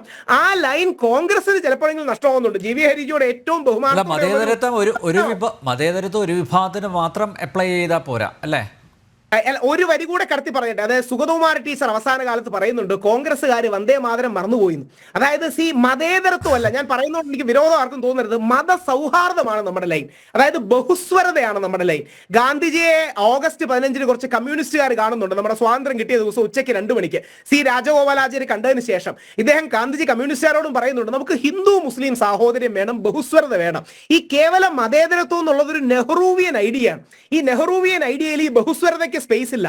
ഈ ബഹുസ്വരത എന്ന് പറയുന്നതാണ് ഇന്ത്യയുടെ ഒരു പാരമ്പര്യം, എല്ലാരെയും ഒരുമിച്ച് കൊണ്ടുപോകുന്ന പാരമ്പര്യം. ഇതല്ലേ ഈ ലോകാ സമസ്ത സുഖിനോ ഭവന്തു, ഇതല്ലേ വസുധൈവ കുടുംബകം, ഇതല്ലേ തമിഴിൽ നരേന്ദ്രമോദി UN പോയി പ്രസംഗിച്ചത്, ലോകമെല്ലാം ഒന്നാണ് എന്ന്, അല്ലെങ്കിൽ ഒരുമിച്ചാണ് എന്ന്. ഈ ആശയം മുമ്പോട്ട് വെക്കാൻ കഴിയുന്നില്ല. ഇനി ഒരു വരി കൂടെ ഹരിജിയെ ബഹുമാനത്തോടെ വിമർശിക്കുകയാണ്. ഈ നെഹ്റുവിയൻ സെക്കുലറിസം അല്ല കോൺഗ്രസിന്റെ അടിസ്ഥാനം, ഈ ഗാന്ധിയൻ ബഹുസ്വരതയാണ്. ആ ഗാന്ധിയൻ ബഹുസ്വരത വിട്ടിട്ട് ഒരു കേവല യാന്ത്രിക സെക്കുലർ നിലപാടെടുക്കുന്നതുകൊണ്ടാണ് പലപ്പോഴും കോൺഗ്രസ് ചരിത്രത്തിൽ ഗാന്ധിജിയെ വിട്ടുപോകുന്നത്. ഈ ഗാന്ധിജിയുടെ, സർദാർ പട്ടേലിന്റെ, അല്ലെങ്കിൽ അന്നത്തെ നെഹ്റുവിന്റെ മിനിസ്ട്രിയിലുള്ള ശ്യാമപ്രസാദ് മുഖർജിയുടെ അടക്കമുള്ള ഈ സോഫ്റ്റ് ഹിന്ദു ലൈനിനെ അവർ ഉപേക്ഷിച്ചത് ചരിത്രത്തിൽ അവർക്ക് തെറ്റാണ്. ഇപ്പൊ രാഹുൽ ഗാന്ധി തിരിച്ചു പിടിച്ചാൽ നോക്കുന്ന അതാണല്ലോ. ഇലക്ഷൻ വരുമ്പോഴെങ്കിലും അമ്പലത്തിൽ കാര്യമായി പോകുന്നു, ഗാന്ധിജിയുടെ ശിവന്റെ ചിത്രം ഉയർത്തിപ്പിടിച്ചുകൊണ്ട് പറയുന്നു ഗാന്ധി എന്തായെന്ന്, അല്ലെങ്കിൽ ഗാന്ധിജി ജീവിച്ചിരിപ്പുണ്ടെന്ന്. ഈ ലൈൻ കോൺഗ്രസ്സുകാർക്ക് നഷ്ടമായി എന്നുള്ളത് ചരിത്രത്തിലെ സത്യമാണ്. അത് അവർ തിരിച്ച് ചിന്തിക്കണം. ഇന്ന് ഹിന്ദു കുറെ കൂടെ കോൺഷ്യസ് ആണ്, ഹിന്ദു യങ്സ്റ്റേഴ്സ് കോൺഷ്യസ് ആണ്. ആ കോൺഷ്യസ്നെസ് പോസിറ്റീവായി തന്നെ മുമ്പോട്ട് പോകുന്നുണ്ട്. ഒരു മിനിറ്റ്, പ്രതീക്ഷ നൽകുന്ന വാക്കുകളാണ്. എനിക്ക് ഇപ്പോൾ ഏറ്റവും അവസാനമായി രാഹുൽ കോൺഗ്രസ്സുകാരെ മൊത്തമായി ഒരു അഭിപ്രായം അദ്ദേഹത്തിന് ഉള്ളതുകൊണ്ട് ബഹുമാനത്തോടെ വിമർശിക്കുന്നു. അല്ല, ബഹുമാനം അത് എനിക്കറിയാം. ഞാനും ശ്രീ രാഹുലും ഞങ്ങൾ വളരെ അടുത്ത സുഹൃത്തുക്കളാണ്, നല്ല ബഹുമാനത്തോടെയാണ് പരസ്പരം. അദ്ദേഹത്തിന് അഭിപ്രായം പറയാമല്ലോ. പക്ഷേ എനിക്ക് അഭിപ്രായത്തോടൊരു ചെറിയ വിയോജിപ്പുള്ളത്, ഗാന്ധിയിൽ നിന്ന് നെഹ്റുവിലേക്കുള്ള പ്രയാണത്തിൽ നെഹ്റു അങ്ങനെ ഏതെങ്കിലും ഒരു പ്രത്യേക മതം മോശമാണെന്നൊന്നും പറഞ്ഞിട്ടില്ല. അദ്ദേഹത്തിൻ്റെ നിലപാട് എന്താണ്? See, when we come to the state, when we come to the government, when we come to ഒരു ജനാധിപത്യത്തിലേക്ക് വരുമ്പോൾ അവിടെ ഭരണഘടന മുന്നോട്ട് വെക്കുന്ന ആശയമായിട്ടുള്ള സെക്കുലറിസം അതേപടിയാണ് അദ്ദേഹം ഫോളോ ചെയ്യുന്നത്. അതിന് അർത്ഥം നെഹ്റു എല്ലാത്തിനും എതിരാണ് എന്നുള്ളതല്ല. നെഹ്റു ഞാൻ രാഹുലിന് അറിയാവുന്ന പോലെ ജവഹർ ബാൽ മഞ്ച് എന്ന് പറയുന്ന ജവഹർലാൽ നെഹ്റുവിൻ്റെ പേരുള്ള ഒരു പ്രസ്ഥാനത്തിൻ്റെ ദേശീയ ചെയർമാനായി പ്രവർത്തിക്കുന്നു. കഴിഞ്ഞ 3-4 വർഷങ്ങളായി 10-20ഓളം സംസ്ഥാനത്ത് ഈ നെഹ്റുവിയൻ ആശയങ്ങൾ പ്രചരിപ്പിക്കാൻ സയൻറ്റിഫിക് ടെമ്പർ. എന്നോട് ഈ അടുത്ത കാലത്ത് ഈ ട്രിവാൻഡ്രത്ത് ഒരു ചടങ്ങിനിടയിൽ കുറച്ച് കുട്ടികളുടെ ഒരു പരിപാടിക്കിടയിൽ ഡോക്ടർ മനോജ് വെള്ളനാട്, രാഹുലിന് അറിയാമായിരിക്കും, ട്രിവാൻഡ്രത്തെ ന്യൂറോളജിസ്റ്റാണ് അദ്ദേഹം, ഡോക്ടറാണ്, ന്യൂറോളജിസ്റ്റാണ്. അദ്ദേഹം കുട്ടികളോട് ചോദിച്ചൊരു ചോദ്യമുണ്ട്. സയൻറ്റിഫിക് ടെമ്പർ എന്ന് പറയുന്ന ആശയം അത് കോയിൻ ചെയ്തത് ആരാണ്? ഏത് പുസ്തകത്തിലാണത് ആദ്യം ഉണ്ടായിരുന്നത്? അപ്പോൾ എൻ്റെ മുമ്പിൽ ഒരു 10-18-20 വയസ്സ് ഉള്ള ചെറുപ്പക്കാരിരിക്കുകയാണ്. ഒരൊറ്റയാളത് പറഞ്ഞില്ല എന്നുള്ളതാണ്. അതായത് സയൻറ്റിഫിക് ടെമ്പർ എന്ന് പറയുന്ന ആശയവും സയൻറ്റിഫിക് ടെമ്പർ ഏത് പുസ്തകത്തിലാണെന്നുള്ള ചോദ്യത്തിനും ഡോക്ടർ മനോജ് വെള്ളനാട് എന്ന് പറയുന്ന എഴുത്തുകാരനും ഡോക്ടറുമായിട്ടുള്ള ഒരാൾ കുട്ടികളോട് സംവദിച്ചപ്പോൾ ഈ ചോദ്യത്തിന് നമ്മുടെ കുട്ടികൾക്ക് അറിയില്ല. അപ്പോൾ അദ്ദേഹം പറഞ്ഞത് ഇന്ത്യയുടെ പ്രധാനമന്ത്രിയായിട്ടുള്ള ജവഹർലാൽ നെഹ്റുവാണ് ഈ വാക്ക് കോയിൻ ചെയ്തത്. ഡിസ്കവറി ഓഫ് ഇന്ത്യയിൽ ഇതുണ്ട്, നിങ്ങൾ വായിച്ചിട്ടുണ്ടോ? ഇല്ല. അപ്പം സയൻറ്റിഫിക് ടെമ്പർ എന്ന ആശയമേ അദ്ദേഹം മുന്നോട്ട് വെച്ചിട്ടുള്ളൂ. He was not against any religion. അദ്ദേഹം ഒരു മതത്തിനും എതിരായിരുന്നില്ല. അപ്പം അങ്ങനെ ഒരു ചിന്ത വേണ്ട. ഗാന്ധി മാത്രമായിരുന്നു ആ ആശയം പ്രചരിപ്പിച്ചതെന്നുള്ളതല്ല. ഇനി രാഹുൽജിയെക്കുറിച്ച് കൂടി ഒരു കാര്യം പറഞ്ഞുകൊണ്ട്, അദ്ദേഹം എൻ്റെ നേതാവാണ്, എനിക്കത് മറുപടി പറയാതിരിക്കാൻ കഴിയില്ല. രാഹുൽജി അങ്ങനെ ഏതെങ്കിലും ഒരു പ്രത്യേകിച്ച് തിരഞ്ഞെടുപ്പ് വരുമ്പോൾ അമ്പലത്തിൽ പോകുന്നു എന്നുള്ള സ്റ്റേറ്റ്മെൻറ്റ് ശരിയല്ല. അദ്ദേഹം നോക്കൂ, ഇവിടെ രാഷ്ട്രീയത്തിലേക്ക്, അത് രാഹുലിന് കൃത്യമായിട്ട് മനസ്സിലാവും, രാഷ്ട്രീയത്തിലേക്ക് കണ്ടതാണ് പറഞ്ഞത്. അല്ലല്ല, ഞാൻ കണ്ടത് തന്നെയാണ്. അത് എന്തുകൊണ്ടാണുള്ള മറുപടിയാണ് ഞാൻ പറയുന്നത്. തീർച്ചയാണ്. എന്തുകൊണ്ടാണ് രാമനെ ഉയർത്തി രാഷ്ട്രീയത്തിൽ അധികാരം പിടിക്കാൻ ശ്രമിക്കുന്ന BJP? അപ്പം നമ്മുടെ മുമ്പിൽ പണ്ടൊരു സിനിമയിലാണെന്ന് തോന്നുന്നു, മോഹൻലാൽ പറഞ്ഞ ഡയലോഗാണ്, അതായത് പേരിനെ കൊല്ലാൻ AK-47 ആവശ്യമില്ല, അതല്ലെങ്കിൽ എന്താണ് ഉറുമ്പിനെ കൊല്ലാൻ റോക്കറ്റ് ലോഞ്ചറിൻ്റെ ആവശ്യമില്ല എന്ന് പറഞ്ഞതുപോലെ ചില സാധനങ്ങൾക്കുള്ള പ്രതിവിധി എന്ന് പറയുന്നത് ഇന്നതാണ്. നമ്മൾ പണ്ട് ഈ രാമായണം സീരിയലൊക്കെ കണ്ടുകൊണ്ടിരിക്കുമ്പോൾ ബ്രഹ്മാസ്ത്രം അല്ലെങ്കിൽ നമ്മുടെ നാഗാസ്ത്രം വിടുമ്പോൾ ഗരുഡാസ്ത്രം തിരിച്ചു വിടുകയും അല്ലെങ്കിൽ അഗ്നേയസ്ത്രം വിടുമ്പോൾ നമ്മൾ വരുണാസ്ത്രം തിരിച്ചു വിടുകയൊക്കെ ചെയ്യുന്നത് പോലെ ഇതൊരു രാഷ്ട്രീയത്തിൻ്റെ ഭാഗമായി ഉള്ള ചില കാര്യങ്ങൾ ചെയ്യുന്നുണ്ട്. പക്ഷേ അദ്ദേഹം അമ്പലത്തിൽ പോകുന്നതും അദ്ദേഹം ഗുരുദ്വാരയിൽ പോകുന്നതൊന്നും അദ്ദേഹത്തിൻ്റെ രാഷ്ട്രീയത്തിന് മാത്രമല്ല. അദ്ദേഹം വളരെ വലിയ വിശ്വാസിയാണ്. എനിക്ക് അടുത്തറിയാവുന്ന ഒരാളുടെ നേതാവിനോട് ഞാൻ കൃത്യമായി പറയുന്നു, അദ്ദേഹം ഇത് ചെയ്യുന്നത് അദ്ദേഹത്തിൻ്റെതായ മാനസികമായിട്ടുള്ള സുഖത്തിനും സന്തോഷത്തിനും മറ്റോടെ സർവീസ് എന്ന് പറയുന്ന ആസ്പെക്റ്റ്, അല്ലാതെ ഒരു വോട്ട് കിട്ടാനും അല്ല രാഹുലെ. അത്തരത്തിലൊരു ഒരു ചിന്ത ശ്രീ രാഹുൽ ഗാന്ധിയെക്കുറിച്ച് വേണ്ട എന്ന് പറയാൻ ഞാൻ ആഗ്രഹിക്കുന്നു. TG എന്തായാലും ഈ വിഷയത്തിൽ എന്തെങ്കിലും പരാമർശം നടത്തും എന്നാണ് ഞാൻ പ്രതീക്ഷിച്ചത്. TG നമ്മുടെ ഗോവിന്ദ സാഹു ചോദിച്ചത് ഈ സനാതന ധർമ്മം കൊണ്ട് പാവപ്പെട്ടവൻ എന്ത് നേടാനായി എന്നുള്ളതാണ് ചോദ്യം. എന്തെങ്കിലും നേടിയിട്ടുണ്ടെങ്കിൽ അത് സനാതനധർമ്മം കൊണ്ട് മാത്രമാണ്. അതല്ലാതെ ആ കമ്മ്യൂണിസം കൊണ്ടോ അല്ലെങ്കിൽ സനാതനധർമ്മ വിരുദ്ധ പ്രവൃത്തികൾ കൊണ്ടോ നിങ്ങളൊന്നും നേടിയിട്ടില്ല. നിങ്ങൾക്ക് എന്തെല്ലാം നഷ്ടപ്പെട്ടിട്ടുണ്ടോ അതെല്ലാം ഇത്തരം പ്രവൃത്തികൾ കൊണ്ടാണ് നഷ്ടപ്പെട്ടത്. ഞാൻ ആനുഷംഗികമായിട്ട് പറയുകയാണ്, ഈ ക്രിസ്ത്യാനികൾക്ക് ഗീവർഗീസ് പുണ്യാളുണ്ടല്ലോ, ഒരു വ്യാളിയെ ഇങ്ങനെ കുന്തം കൊണ്ട് കുത്തുന്ന ആൾ. അതിൽ വ്യാളി മരിച്ചോ ഇല്ലെന്ന് ആർക്കും അറിയില്ല. ഇദ്ദേഹം ഈ കുന്തവുമായിട്ട് നിൽക്കുന്നു, വ്യാളി കാൽച്ചുവട്ടിലുണ്ട്. അപ്പോൾ ഒരുപാട് ക്രിസ്ത്യാനികൾ ഈ ഗീവർഗീസ് പുണ്യാളിനും വലിയൊരു മെഴുകുതിരി കൊളുത്തും, വ്യാളിക്ക് ചെറിയൊരു മെഴുകുതിരി. കാരണം ഈ വ്യാളിയാണോ പുണ്യാളനാണോ ഫൈനലി ജയിച്ചതിന് നമ്മൾ ചത്ത് മേലോട്ട് ചെന്ന് കഴിയുമ്പോൾ ഇതിൽ ആരാണ് നമ്മളെ എന്ന് ഒരു കുഴപ്പം വേണ്ട. ഇത് ഹിന്ദുക്കളും ചെയ്യാറുണ്ട്. ചോറ്റാനിക്കരയിൽ ഭഗവതി ഉണ്ടല്ലോ, പ്രധാന ദേവി. അവിടെ തന്നെ സൈഡിൽ ജ്യേഷ്ഠാദേവി ഇരിപ്പുണ്ട്, മൂശേട്ട. അവർക്കും ഒരു ചെറിയ സംഭാവന കൊടുക്കും, അല്ലെങ്കിൽ ഒരു തിരിതെളിക്കും, എന്തെങ്കിലും ചെയ്യും. കാരണം ഉപദ്രവിക്കാതിരിക്കാനായിട്ട്. ഇതുപോലെയാണ് ഈ ഉദയനിധി സ്റ്റാലിൻ ഈ തെമ്മാടിത്തരമൊക്കെ പറഞ്ഞുകൊണ്ട് നടക്കും. അയാളുടെ അമ്മ ഗുരുവായൂർ വന്നിട്ട് തൊഴും. കാരണം അമ്മയ്ക്ക് ഉറപ്പില്ല ഈ സനാതനധർമ്മം ഉള്ളതാണോ ഇല്ലാത്തതാണോ, ഇതൊക്കെ നേരാണോ. അപ്പോൾ അയാൾ പറയും, അമ്മ ഒരു കാര്യം ചെയ്യും, അവിടെ കൊണ്ടുപോയി ഒരു സ്വർണ്ണ കിരീടം കൊടുക്ക്, ഞാൻ ഇവരുടെ യോഗത്തിൽ പോയിട്ട് ഇത് തട്ടിവിടാം, ഐദർ വേ നമ്മൾ രക്ഷപ്പെടും. എനിക്കിത് പറഞ്ഞു കഴിഞ്ഞാൽ തമിഴ്നാട്ടിൽ വോട്ട് കിട്ടും, അമ്മയ്ക്ക് ഗുരുവായൂരപ്പൻ്റെ അനുഗ്രഹവും കിട്ടും, നമ്മൾ രണ്ടുപേരെയും പിണക്കണ്ട. ഈ പരിപാടിയാണ്. ഇതൊന്നും മതേതരമെന്നോ അല്ലെങ്കിൽ എന്താ ഒരു ലൈൻ പറഞ്ഞല്ലോ രാഹുൽ, മിഡിൽ പാത്ത് സംതിങ്, ഇതൊന്നുമല്ല. ഇതൊക്കെ സംശുദ്ധമായ കാപട്യമാണ്. ഇപ്പോൾ രാഷ്ട്രീയത്തിൽ മതം കലർത്തരുത്, ശരിയാണ് അനിൽ നമ്പ്യാർ, രാഷ്ട്രീയത്തിൽ മതം കലർത്താൻ പാടില്ല. പക്ഷേ പാലായിൽ ക്രിസ്ത്യാനിയെ സ്ഥാനാർത്ഥിയാക്കാവുള്ളൂ. രാഷ്ട്രീയത്തിൽ മതം ഒട്ടും കലർത്തരുത്, എറണാകുളത്ത് ലത്തീൻ കത്തോലിക്കനെ സ്ഥാനാർത്ഥിയാക്കാവുള്ളൂ. രാഷ്ട്രീയത്തിൽ ഒരു മതവും കലർത്താൻ പാടില്ല, പക്ഷേ മഞ്ചേരിയിൽ മുസ്ലിമിനെ വേണം മത്സരിപ്പിക്കാൻ. രാഷ്ട്രീയത്തിൽ മതവുമില്ല. ഇത് അങ്ങോട്ടും ഇങ്ങോട്ടും പറയുകയും വിശ്വസിക്കുകയും ചെയ്യുന്നു എന്നുള്ളതാണ് മലയാളിയുടെ പ്രബുദ്ധതയുടെ തെളിവ്. മനസ്സിലായോ? ഈ പൊട്ടത്തരമൊക്കെ നമ്മൾ തന്നെ സ്വയം പറയും, നമ്മൾ തന്നെ സ്വയം വിശ്വസിക്കുകയും ചെയ്യും. ഞാൻ മതേതരനാണ്, ഒരു കുഴപ്പമില്ല. ആലപ്പുഴയിൽ വന്നു കഴിഞ്ഞാൽ ഈഴവൻ വേണോ സ്ഥാനാർത്ഥി, അതോ കൺവേർട്ടഡ് ക്രിസ്ത്യൻ വേണോ? ഇതൊക്കെ ഈ ക്വസ്റ്റ്യൻസൊക്കെ നോക്കിയിട്ടൊക്കെയാണ് ഇത് ചെയ്യുന്നത്. എന്നിട്ട് പുരപ്പുറത്ത് കയറി നിന്ന് ഒരു ഉളുപ്പുമില്ലാതെ നമ്മൾ തട്ടിവിടും. മതത്തിൽ രാഷ്ട്രീയം കലർത്തരുത്, അത് കലർത്തുന്ന മഹാബാബ ആര് ചെയ്യുന്നു? BJP മാത്രം. ബാക്കിയുള്ളവരൊക്കെ പാലിൽ കുളിച്ച വെള്ളരിപ്രാവുകളാണ്. അവരാരും മതമോ ജാതിയോ ഒന്നും നോക്കാറില്ല കേട്ടോ, ഒന്നും നോക്കാറില്ല. യാദൃച്ഛികമായിട്ട് സംഭവിക്കുന്നതാണ് പാലയിൽ ക്രിസ്ത്യാനികൾ നിർത്തുന്നത്. യാദൃച്ഛികമായിട്ടാണ് ലത്തീൻ കത്തോലിക്കനെ മാത്രം എറണാകുളത്ത് നിർത്തുന്നത്. ഒരു സാനുമാഷി ജയിച്ചത് ഞാൻ മറക്കുന്നില്ല എറണാകുളത്ത് നിന്ന്. ബട്ട് അതിനു മുമ്പോ അതിന് ശേഷമോ ജയിച്ചവരൊക്കെ ലത്തീൻ കത്തോലിക്കരാണ്. ഇതൊക്കെ യാദൃച്ഛികമാണ് എന്ന് വേണമെങ്കിൽ നമുക്ക് തർക്കിക്കാം. തർക്കിക്കരുതോ? തർക്കിക്കാം.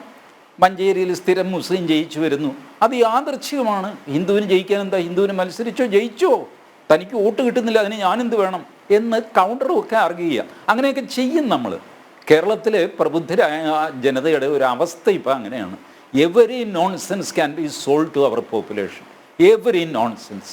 അതാണ് ഇപ്പോൾ പിണറായി വിജയൻ വിൽപ്പനയ്ക്ക് വെച്ചിരിക്കുന്നത്.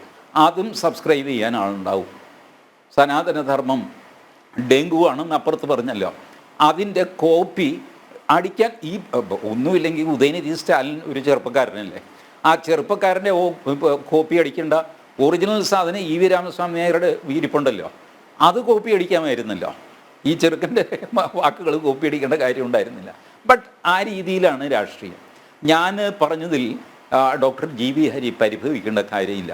ബേസിക്കലി ഞാൻ പറയുന്നത് സാമുദായിക സംഘടനകൾ രാഷ്ട്രീയക്കാരെ ഇതുപോലത്തെ ചടങ്ങുകൾക്ക് വിളിച്ചാൽ രാഷ്ട്രീയക്കാർ ആ അവസരം ഉപയോഗിക്കും. നിങ്ങൾ ആഗ്രഹിച്ചാൽ ഇല്ലെങ്കിലും അവർ ഉപയോഗിക്കും. This is applicable to every political party. നിങ്ങളൊരു BJP നേതാവിനെയാണ് അങ്ങനെ കേന്ദ്രമന്ത്രിയാവാം, എന്തെങ്കിലും ആവാം. NSSൻ്റെ മന്നൻ ജയന്തി ഉദ്ഘാടനത്തിന് വിളിച്ചു നോക്ക്. He will see it as an opportunity to play his politics. അദ്ദേഹത്തിൻ്റെ പൊളിറ്റിക്സ് ഒന്ന് സ്കോർ ചെയ്യാൻ ആ മനുഷ്യൻ ശ്രമിക്കും. Because he is a politician and he more so he is an Indian politician. ഇത് ഇവരുടെ സ്വഭാവമാണ്. ഞാനതുകൊണ്ടാണ് NSS, SNDP, ശിവഗിരി മഠം ഇവരുടെയൊക്കെ ചടങ്ങിൽ മറ്റ് ആധ്യാത്മിക തേജസ്സുകളെ വിളിക്കണം എന്ന് അഭിപ്രായപ്പെട്ടത്. രാഷ്ട്രീയക്കാരെ വിളിച്ചാൽ അവരുടെ ഒരു ബെനിഫിറ്റിന് വേണ്ടിയിട്ട് അവരെന്തെങ്കിലും ചെയ്യാതിരിക്കില്ല. എപ്പോഴൊക്കെ രാഷ്ട്രീയക്കാരെ വിളിച്ചിട്ടുണ്ടോ അപ്പോഴെല്ലാം വിവാദങ്ങളും ഉണ്ടായിട്ടുണ്ട്. ഈ വിവാദങ്ങൾ കൊണ്ട് ശിവഗിരി മഠത്തിനോ SNDPക്കോ NSSനോ ഗുണമാണോ ദോഷമാണോ ഉണ്ടായിട്ടുള്ളത്? അവർ തന്നെ പരിശോധിച്ച് നോക്കട്ടെ. The more you enter into politics you will forget social duty. അതാണ് ഞാൻ ഒരു ഉദാഹരണമായിട്ട് കുറ്റപ്പെടുത്തി പറഞ്ഞതല്ല, ഉദാഹരണമായിട്ട് പറഞ്ഞത്. എന്തുകൊണ്ട് NSSന് കേരളത്തിലൊരു മെഡിക്കൽ കോളേജ് ഇല്ല? ഐ തിങ്ക് NSS കൂടുതൽ പൊളിറ്റിക്സിൽ ശ്രദ്ധിച്ചു, സാമുദായിക കാര്യങ്ങളിൽ ശ്രദ്ധ കുറഞ്ഞു. അത് അവഗണിച്ചു എന്നല്ല ഞാൻ പറയുന്നത്, ശ്രദ്ധ കുറഞ്ഞു എന്നാണ് എൻ്റെ നിരീക്ഷണം. ഇത് തെറ്റാണെങ്കിൽ ഞാൻ എൻ്റെ നിരീക്ഷണം തെറ്റാണ് എന്ന് പറയാം. ബട്ട് ഒരു സൊസൈറ്റി എന്നുള്ള നിലയ്ക്ക് SNDP ആണെങ്കിലും NSS ആണെങ്കിലും അവരുടെ സൊസൈറ്റിയോടുള്ള കമ്മിറ്റ്മെൻറ്റിനേക്കാൾ കൂടുതൽ, ഒരല്പം കൂടുതലെങ്കിലും രാഷ്ട്രീയത്തിൽ ഇടപെടൽ നടത്തുന്നു. എന്നാൽ അത് സാർത്ഥകമായിട്ട് നടക്കുന്നില്ല. അതുകൊണ്ടാണ് ഞാൻ പച്ച രാഷ്ട്രീയത്തിൽ പണ്ട് ഇവരിടപെട്ട കാര്യം പറഞ്ഞത്. NDPയും SRPയും അത് ക്ലച്ച് പിടിച്ചില്ല. എന്തുകൊണ്ടാണ്? കാരണം NSSലെ ആ നായർ സമുദായാംഗങ്ങൾ മുഴുവൻ ഒരു രാഷ്ട്രീയ ചിന്താഗതി ഉള്ളവരല്ല.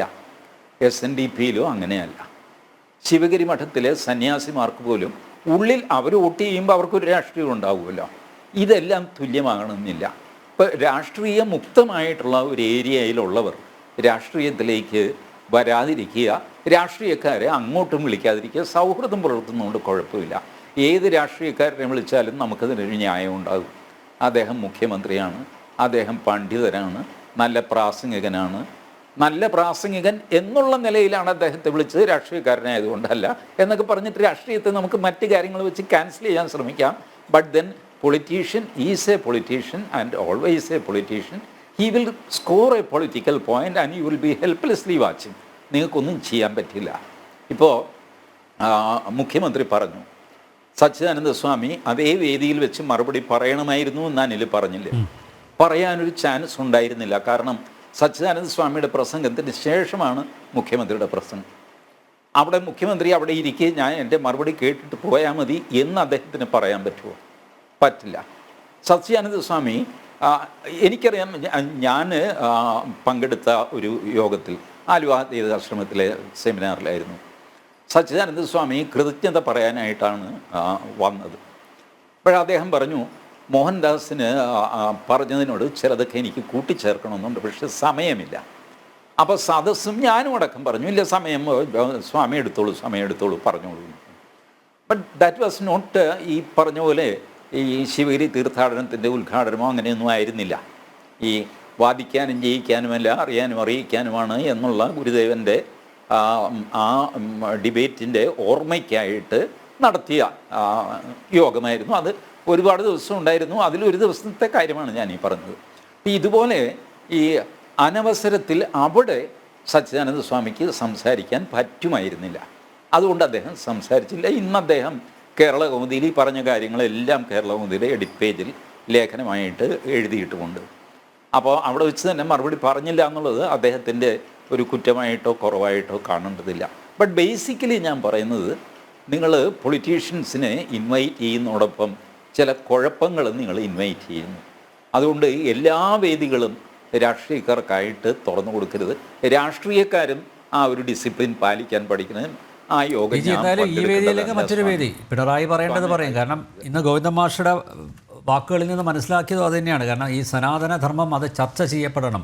അത് ചർച്ച ചെയ്യുന്നത് എന്തോ വലിയൊരു തെറ്റിദ്ധാരണ ഉണ്ടാക്കുമെന്ന രീതിയിൽ ചിലർ പ്രചരിപ്പിക്കുന്നു. അത് ശരിയല്ല. അതുകൊണ്ട് ഇത് സജീവമായിട്ട് വരും ദിവസങ്ങളിലും ചർച്ച ചെയ്യണം. അപ്പോൾ അജണ്ട സെറ്റ് ചെയ്തതാണ്. അത് ഐതർ ശിവഗിരി അല്ലെങ്കിൽ വേറെ ഏതെങ്കിലും ഒരു വേദി കിട്ടുകയാണെങ്കിൽ അവരെന്തായാലും അത് ഓപ്പൺ ചെയ്യുന്നുള്ള കാര്യത്തിൽ ഒരു സംശയം തരക്കേടില്ലെന്ന്. ഞാൻ ഈ ചില കാര്യങ്ങൾ വ്യക്തിപരമാണ്, പക്ഷേ അത് പറയുന്നതുകൊണ്ട് ദോഷവുമില്ല. ഞാനും MV ഗോവിന്ദൻ മാഷും, അന്ന് അദ്ദേഹം പാർട്ടി സെക്രട്ടറി ഒന്നുമല്ല, ഒരു 10-15 വർഷം മുമ്പുള്ള കാര്യമാണ്, ഒരു ഡിബേറ്റിലുണ്ടായിരുന്നു. ആ ഡിബേറ്റിന് ശേഷം ഞാൻ ഗോവിന്ദൻ മാഷിനെ RSSൻ്റെ ഒരു യോഗത്തിലേക്ക് ക്ഷണിച്ചു.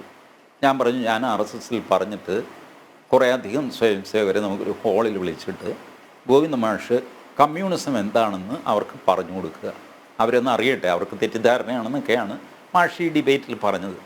അപ്പോൾ മാഷ് വരും, അവരൊന്ന് പഠിക്കട്ടെ, അത് കഴിഞ്ഞിട്ട് അവർ ചോദ്യം ചോദിക്കും, ചോദ്യം അച്ചടക്കത്തോടെ എഴുതിത്തരാം, അത് നോക്കിയിട്ടല്ല, അത് വാഗ്വാദമായിട്ട് വേണ്ട. മാഷ് ആദ്യം സമ്മതിച്ചു. അപ്പോൾ ആങ്കർ നികേഷ് കുമാർ കൊണ്ട് ഞങ്ങൾ ഈ പ്രോഗ്രാം കഴിഞ്ഞിട്ടാണ് നികേഷ് കുമാർ പറഞ്ഞു, മാഷ് എന്താ RSSൻ്റെ യോഗത്തിൽ പോകാൻ പോവുക? അപ്പോൾ മാഷ് കുടുങ്ങി. ഇത് പ്രശ്നമാകുമല്ലോ. അപ്പോൾ മാഷ് പറഞ്ഞു, ഒരു കാര്യം ചെയ്യും, ഒരു കോമൺ സെമിനാറായിട്ട് വെച്ചോ, RSS പ്രോഗ്രാമായിട്ട് വെച്ചാൽ അത് ശരിയാകും. ഞാൻ പറഞ്ഞു, ശരി, കോമൺ സെമിനാറായിട്ട് വയ്ക്കാം. മാഷ് കമ്മ്യൂണിസം എന്താണെന്ന് പറയുക, ആ സദസ്സിൽ നിന്ന് ചോദ്യങ്ങൾക്ക് ഉത്തരം പറയും. ഇനി ചോദ്യങ്ങൾ വേണ്ടെങ്കിൽ ചോദ്യങ്ങൾ വേണ്ട, ഏകപക്ഷീയമായിട്ട് മാഷ് സംസാരിച്ചോളൂ, പൊക്കോളൂ. അപ്പോഴും നികേഷ് പറഞ്ഞു, മാഷേ ഇത് വാർത്തയാകും, വലിയ പ്രശ്നമാകും കേട്ടോ, കോമൺ സദസ്സ് എന്നൊക്കെ പറഞ്ഞിട്ടൊന്നും കാര്യമൊന്നുമില്ല, ഒരു കള്ളപ്പേരിൽ RSSകാർ പരിപാടി നടത്തി എന്നൊക്കെ പറഞ്ഞിട്ട് വലിയ പ്രശ്നമാകും എന്നൊക്കെ പറഞ്ഞു. ഫൈനലി മാഷ് പറഞ്ഞു, ഞാൻ പിന്നെ അറിയിക്കാമെന്ന് പറഞ്ഞു. ഞാൻ പിന്നെ മാഷിനെ വിളിച്ച് ചോദിച്ചില്ല. എനിക്കറിയാം അദ്ദേഹത്തിന് പങ്കെടുക്കാൻ പറ്റില്ല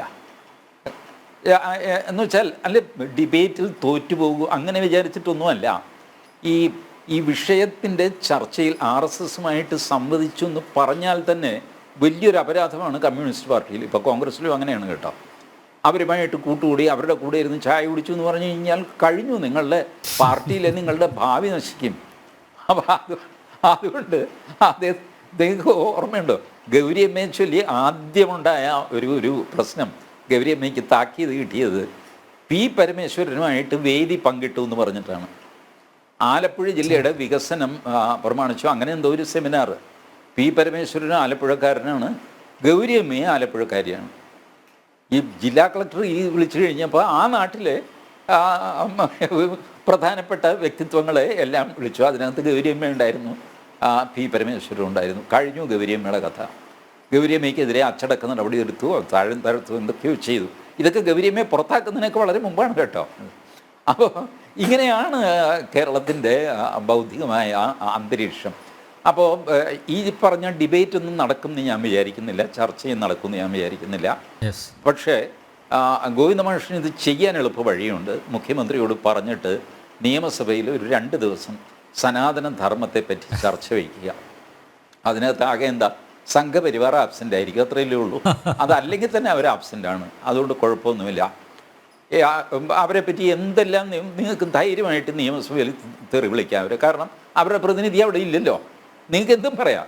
അതുകൊണ്ട് സനാതന ധർമ്മത്തെപ്പറ്റി ചർച്ച വെച്ചോളൂ. എന്നിട്ട് നിങ്ങൾക്ക് എന്താ പറയാനുള്ളത് വെച്ചാൽ പറഞ്ഞോളൂ. കോൺഗ്രസ്സിന് പറയാൻ ഈ VD സതീശൻ പറഞ്ഞു, സനാതന ധർമ്മം അങ്ങനെ അങ്ങ് സംഘപരിവാറിനൊന്നും വിട്ടുകൊടുക്കാൻ പോകുന്നില്ല, ഞാനതെടുത്ത് വീശാൻ പോവാണെന്ന് പറഞ്ഞിട്ടുണ്ട്. ശരി, പുള്ളി എന്താ ചെയ്യാൻ പോകുന്നത് കാണാമല്ലോ. 2 ദിവസം നിയമസഭ, സ്പെഷ്യൽ നിയമസഭ കൂടിയിട്ട് ഇത് ചർച്ച ചെയ്യട്ടെ എന്ന്. പക്ഷേ ഈ ചർച്ച ഉണ്ടാവില്ല. ഇതിന് സിമ്പിൾ കാരണം ഇതേ ഉള്ളൂ, ഇവർക്കൊന്നും സനാതനധർമ്മം അറിഞ്ഞുകൂടാന്ന്. നിങ്ങൾ ഈ MV ഗോവിന്ദൻ, പിണറായി വിജയൻ, ആനാവൂർ നാഗപ്പനക്ക് സനാതനധർമ്മം അറിയാമെന്നും പറഞ്ഞിട്ടാണോ? അവരുടെ സ്വന്തം, നേരത്തെ ഹരി പറഞ്ഞില്ലേ, സ്വന്തം തത്വശാസ്ത്രം തന്നെ അവർക്ക് അറിഞ്ഞുകൂടാ.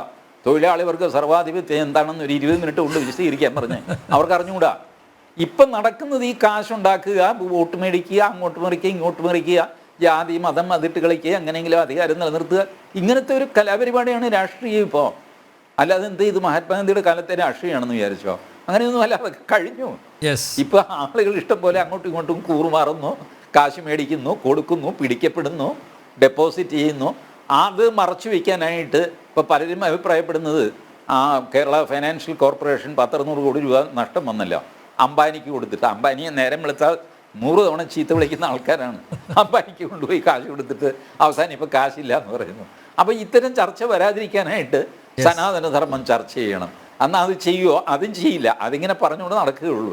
ഇതൊക്കെ ഞാൻ പറയാം, ഈ പഞ്ചായത്ത് മുനിസിപ്പൽ തെരഞ്ഞെടുപ്പിൻ്റെ ഫലം പോലെ ഇരിക്കും ഈ സനാതനധർമ്മം എന്നതിൻ്റെ മുന്നോട്ടുള്ള പോക്ക് കേരളത്തിൽ.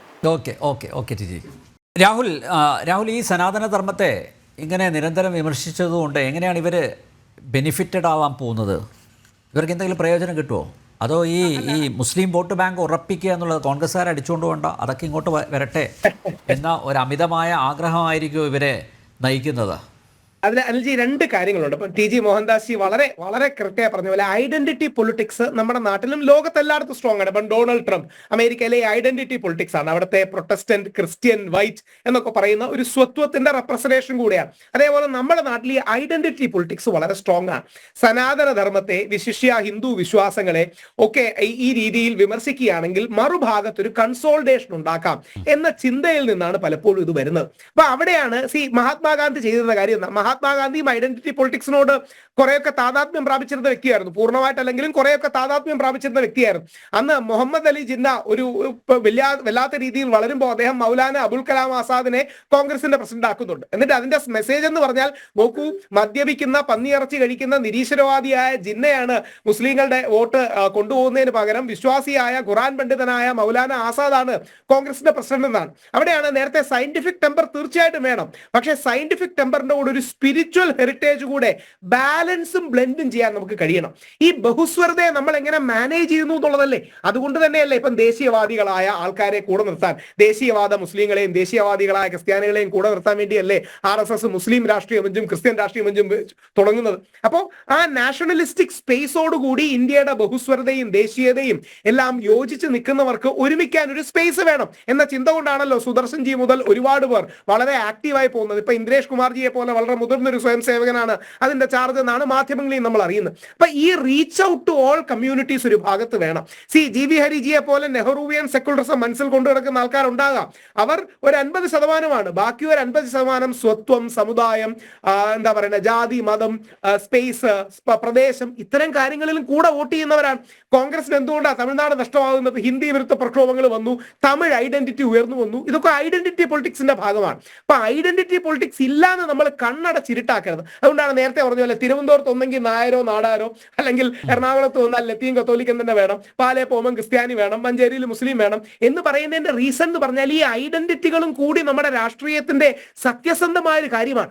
ആ സ്പേസിലേക്ക് കൊണ്ടുവരാൻ കൂടി വേണ്ടിയല്ലേ, ആ സ്പേസ് കൂടി അക്കോമഡേറ്റ് ചെയ്യാൻ വേണ്ടിയല്ലേ ഇതൊക്കെ ചെയ്യുന്നത്. അപ്പൊ ഈ ബാലൻസ് ഉണ്ടാകണം. യഥാർത്ഥത്തിൽ ഇന്ത്യൻ രാഷ്ട്രീയത്തിന്റെയും സാമൂഹ്യം ലോകത്തിൽ എവിടെയാണെങ്കിലും അതിന്റെ ആത്മാർത്ഥമായ അവസ്ഥ ഈ സ്വത്വങ്ങളെ ഹാർമണൈസ് ചെയ്യുകയും എന്താ പറയുക, സിനർജൈസ് ചെയ്യുകയും ഒക്കെ ചെയ്യുന്ന ഒരു മനോഭാവം ഉണ്ടാവുന്നുണ്ട്. പണ്ട് മഹാത്മാഗാന്ധി അത് നല്ല രീതിയിൽ ചെയ്തിരുന്നു. അങ്ങനെയാണ് ലെഫ്റ്റ് ലിബറൽ ബ്രാഹ്മണനായ നെഹ്റുജി ഒരു വശത്തും റൈറ്റ് കൺസർവേറ്റീവായ സർദാർ വല്ലഭഭായ് പട്ടേൽ മറുവശത്തും ഒക്കെ ഉണ്ടാകുന്ന ഒരു ബാലൻസ് ഉണ്ടാകുന്നത്. അപ്പൊ ഇത് സത്യസന്ധമായി നമ്മൾ കാണാതെ ഒന്നെങ്കിൽ മതേതരത്വത്തിന്റെ പേരിൽ അല്ലെങ്കിൽ മതേതരത്വത്തിന്റെ എതിരുള്ള പേരിൽ എല്ലാത്തിനെയും ഒരു ഏകശിലാത്മകമായി കൊണ്ടുവരാൻ പറ്റില്ല.